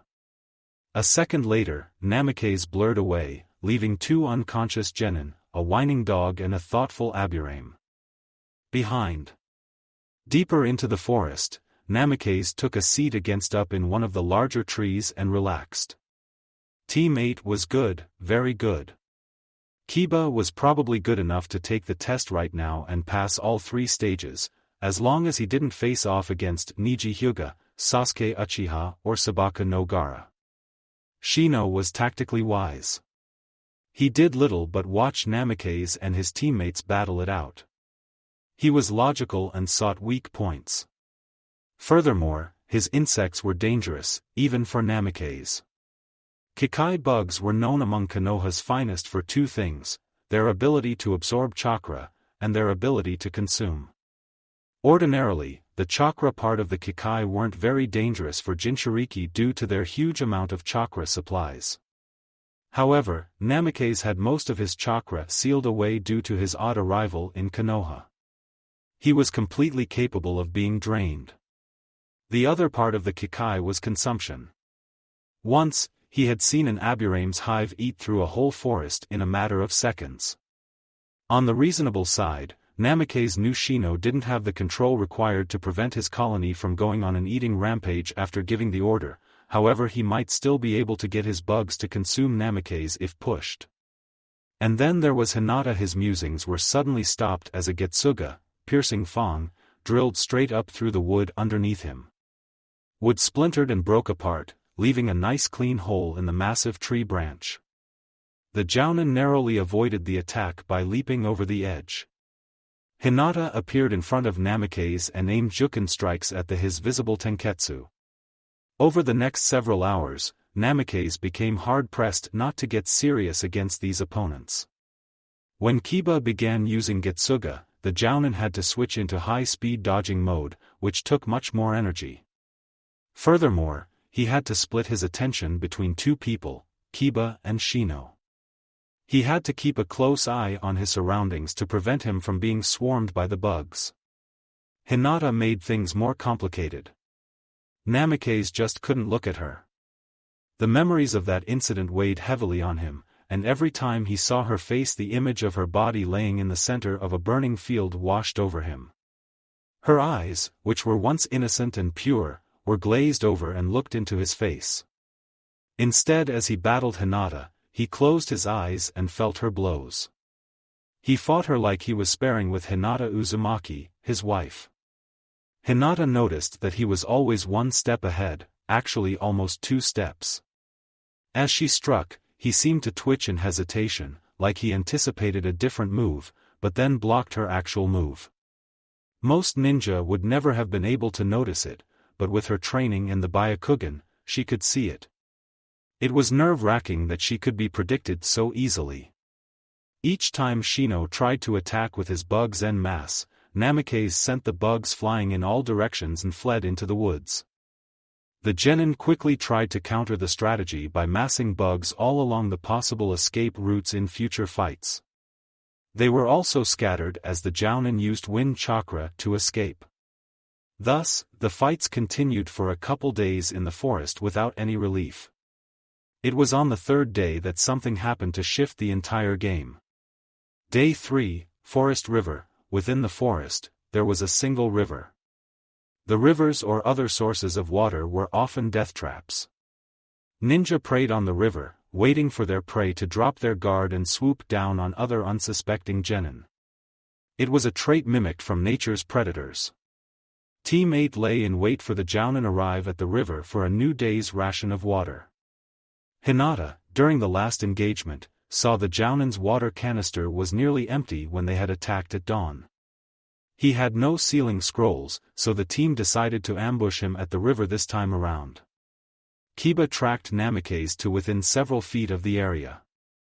The problem with tracking Namikaze by scent, Kiba discovered, was that his wind techniques scattered it to an area of several meters of the point of origin. Meanwhile, Shino had scattered many of his bugs throughout the forest.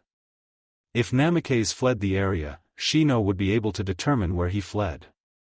Suddenly, Namikaze appeared in the clearing and began gathering water in his canister. Kiba smirked, "All right. Get ready to," Hinata gasped and whispered, "Wait, Kiba. There's something moving underground towards Namikaze along the riverside." The team watched as a massive snake burst from the ground and lunged for the jounin. Namikaze looked surprised as he drew his sword and severed the snake in two. As the two sides of the snake fell on either side, there stood another ninja. It was Kurenai's friend, Anko. Namikaze had prepared to face the team near the river. Kiba would no doubt track him to within a couple meters of his position. Hinata would probably find him a couple minutes after that. So, he sprung the trap. Of course, he was extremely low on water. Normally, jounin would gather water at night, when they couldn't be observed in battlefield situations. Now, he just needed to get the team to attack. Then, his plans took a new path as a large snake shot out of the ground and bit at where he was filling up his canister. Shock was an understatement as he bisected the snake. Now, he stared at the kunoichi in front of him. The moment her eyes met his, killer intent radiated off her. Namikaze returned the feelings with his own murderous intention. Anko smirked, "Well, looks like I found you at long last. Now, die." Several senbon slid into her hands. Namikaze reacted first. Suddenly, he was right behind her swinging the blunt end of the blade at the snake kunoichi. It connected, but she had already substituted away. Her voice rang out, "Ninpo, Fusho Kukiri no Jutsu." Ninja art, acid mist technique, a mist drifted towards Namikaze. The blonde growled at the technique, recognizing it immediately. In his world, Namikaze often had her fill a compound his team was attacking with this mist. It was like acid, melting away any living thing inside. After the compound was suppressed, Anko would dispel the mist, and the team would move in and clear out survivors. Namikaze pulled out one of his wind pellets and threw it at the ground while bounding backwards into the bush right onto Team 8. He said, "Get down." The pellet exploded, releasing wind chakra in all directions and sending the mist into the sky. The jounin sighed and said, "Get out of here. The exercise is temporarily suspended until I deal with this woman." The team nodded and fled into the forest. Namikaze ran out into the clearing. He looked into the branches and gave a disgusted grunt. He felt his belt and sighed, "Well played, Kurenai. Well played." While he was commending Kurenai for cheating, he had a much more serious problem to deal with. Two snakes shot out of the trees towards his position. His response was swift, decapitating the two snakes with a swipe of his sword. Namikaze gave a small smirk as he shouted, "You better get out of there. You know I'm capable of destroying this entire forest to find you." A voice drifted in from all directions, "But you won't. Konoha needs this training ground for the Chunin exams." Namikaze smirked and pulled out not one but 4 wind pellets. "How much are you willing to bet?" No response came back. As he prepared to attack, Anko dropped from the tree already forming hand signs, "Ninpo, Fusho Katama no Jutsu." Ninja art, acid bullet technique, a ball of acid covered Namikaze as he tried to retreat. He quickly started melting, and then turned into water completely. Anko was only slightly surprised as she moved to retreat back to the upper canopy of the forest. Namikaze appeared on one of the overhead massive branches and threw several senbon. Anko knew instinctively that even one might be laced with that chakra-disrupting sedative he loved to use. Her response was instantaneous and decisive. She withdrew an explosive tag and held it in her hand out in front of her. The tag quickly burned and exploded while she held onto it. It burned her hand seriously, but deflected the senbon. Namikaze took the opportunity provided by the blast, using it to flash behind her in a second and swing his blade at her exposed neck for the second time. Anko, however, was completely expecting this. Her other hand was holding a kunai. She stabbed it behind her, striking his blade-wielding hand. Namikaze gritted his teeth in pain, but gave a small grin of victory. As the two fell towards the ground, Anko realized she was in serious trouble. From the point of impact, a watery substance bled upwards and landed on Anko's face. She touched her hand to it, and discovered it was stuck to her face. Alarmed, she pulled harder and harder, ending up not really doing a lot besides irritating her hand and her cheek. Namikaze whispered, "Now I've got you." The clone wrapped his arms around her, and then exploded, covering her in an extremely sticky liquid. Anko realized it was his syrup capture clone. If she hit the ground, she would not be getting up anytime soon. High in the tree branches, Shino led the way as the three made their way to the tower, where they could hide out. Kiba bounded over one higher branch than the others. He didn't look too happy as he growled, "What are you doing, bug otaku? That woman presented us a unique opportunity to take the bells. Once she tires him out, we could jump him at his weakest moment." Shino pushed up his glasses while the two listened closely to his response. "Kiba, even the most ravenous insects would stay away from prey like those two. If we didn't flee, their battle would swallow up our team. There would no doubt be casualties." His stance shifted, loosened up a lot. Those who knew Shino knew he didn't show his emotions a lot.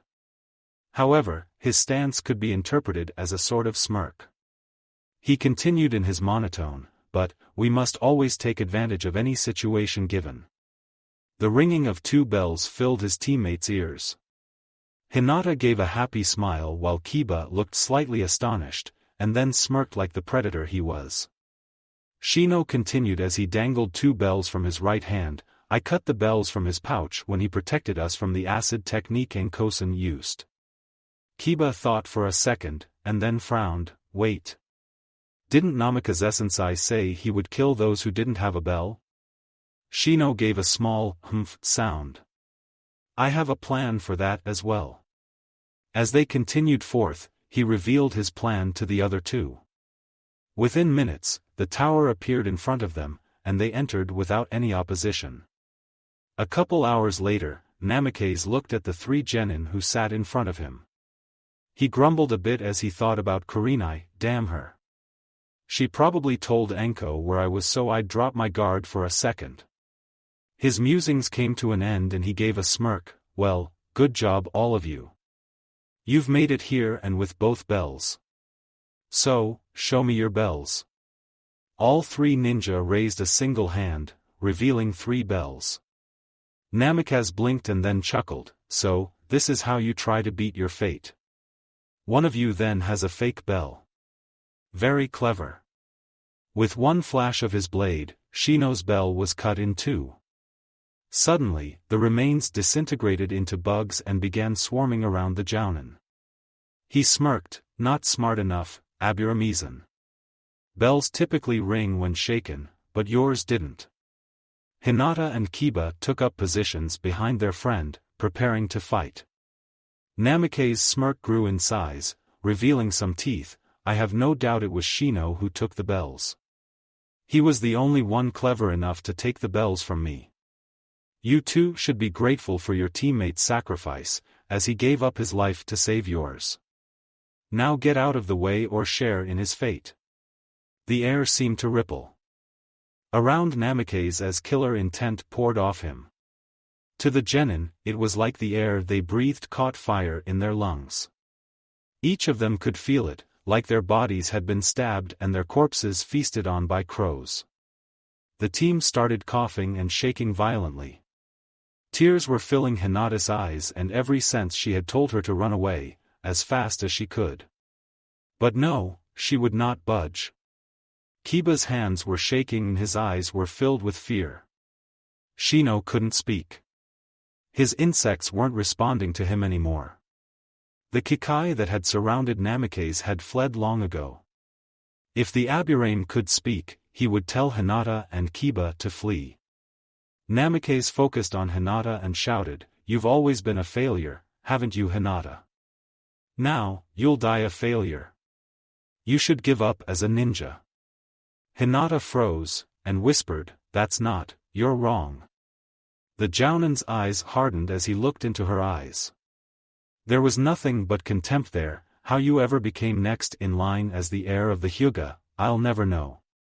Someone who's weaker and more pathetic than your cousin, or even your younger sister, has just one fate, death. There was venom in his voice.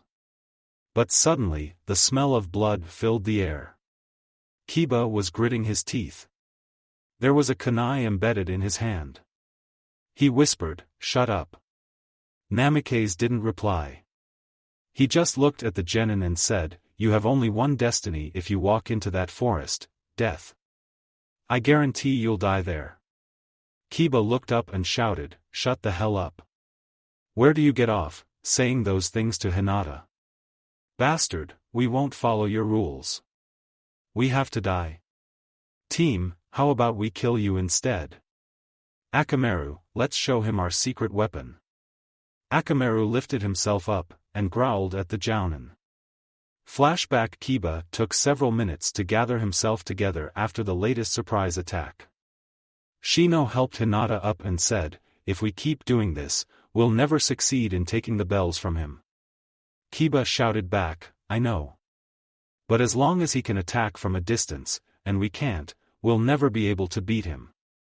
Shino gave a cough, "Then you should try creating a mid to long range technique. We have a couple days, we'll keep working on it while attacking Namikaze." Akamaru barked up, which gave Kiba an idea. The next 2 nights, they worked long and hard practicing the new jutsu. End flashback. It wasn't complete, not by a long shot. Maybe it had half the power what Kiba imagined. But for now, it would have to do. The dog breathed in. Namikaze prepared himself. And then, Akamaru gave his most powerful bark ever. The air rippled as an air bullet shot from the dog's mouth. Namikaze barely avoided being blown backwards by jamming his sword through the wooden floor and holding on tight. When the wind finally died down, Namikaze gave a feral grin. "Is that your response? From all of you? You're willing to die for one another, willing to kill to protect one another, and as one you'll die together if needed." Kiba and Shino nodded immediately. Hinata still looked shaken up. But determination was in her eyes. She said, "Why wise? Yes, I'll die with them." The atmosphere changed immediately. The suffocating Ki vanished, Namikaze relaxed, and his killer persona vanished immediately. He withdrew his blade from the ground and slid it inside his scabbard. Then I believe you are now ready to take the Chunin exams." Kiba and Hinata looked confused. The Inazuka stuttered, "WWWH, what? What the hell was that for?" Namikaze said calmly, "Don't you remember what I said before I started this exercise? I was here to see if you were ready to take the exams. I put you all under intense pressure to see if you could do it. Many teams crack under the pressure of these, and many die inside these woods. Shino was the first to pass in the woods. He has the qualities I'd most attribute to a Chunin, the ability to think strategically, plan out and execute plans that will succeed." The blonde started pacing on wooden floor. Kiba growled, "But did you have to attack Hinata so ruthlessly like that?" Namikaze felt it. It was like ramming a dagger into his heart to say such terrible things to her. But it was necessary. He whispered, "Yes." His voice rose, "Yes, it was. Remember who will definitely be in the next exam?" Hinata's eyes widened. The jounin nodded at her, "Niji will show you no mercy. He'll say the same things I said. He'll say worse things than I did. But you must not allow his words to cut you like so. He is also in pain, Hinatakan." The Chan slipped in, which he immediately regretted saying. Kiba shouted, "How dare you say them? I can't trust anything you say anymore, bastard." Hinata looked into Naruto Namikaze's eyes. There was now hurt in his eyes. The pain quickly disappeared, as it had before when she had first met him. Namikaze gave a kind grin, "I think the Hyuga would do well with a kind clan leader. I think you'll lead them into a golden age." "No, I know you will." The jounin bowed his head to her, I look forward to seeing you as the greatest Hyuga clan head to ever grace Konoha, Hinata-san. As the team left the forest, Namikaze walked next to Shino and said, "How long did you know the whole thing was planned?" Shino pushed up his sunglasses and said stoically as always, "I don't know what you're talking about." Namikaze smirked and said, Sure. Shino didn't say, but he had known since the very beginning. He knew Namikaze would never kill anyone, because Kurenai had been watching the whole time. While the Kurenai had succeeded in wiping out the bug he had hidden on her headband, she failed to kill the secondary bug hidden in the depths of her weapon's pouch. Shino knew Kurenai had been watching the whole time. Back in the forest, Anko would kill him. No, death was too good for Namikaze. The Tokubetsu Jounin had slammed hard against the ground after the battle. Namikaze had used the syrup capture clone, and now she was stuck and good to the ground. Several beasts were closing in on her. She couldn't really defend herself, as the technique completely immobilized her. She growled and began cursing the blonde Jounin. Namikaze started shivering as he remembered he left Anko hanging, almost literally. He said to Team 8 as they arrived at the exit to the forest, "I must leave. You'll meet with Kurenai later today. I've got to go deal with a nut job." Thank you for watching. I hope you enjoyed it. Make sure to like and subscribe, and don't forget to share this video with your friends. Guys, make sure to help the author by visiting the link in the description. This is Fox Sage, and I'm signing off.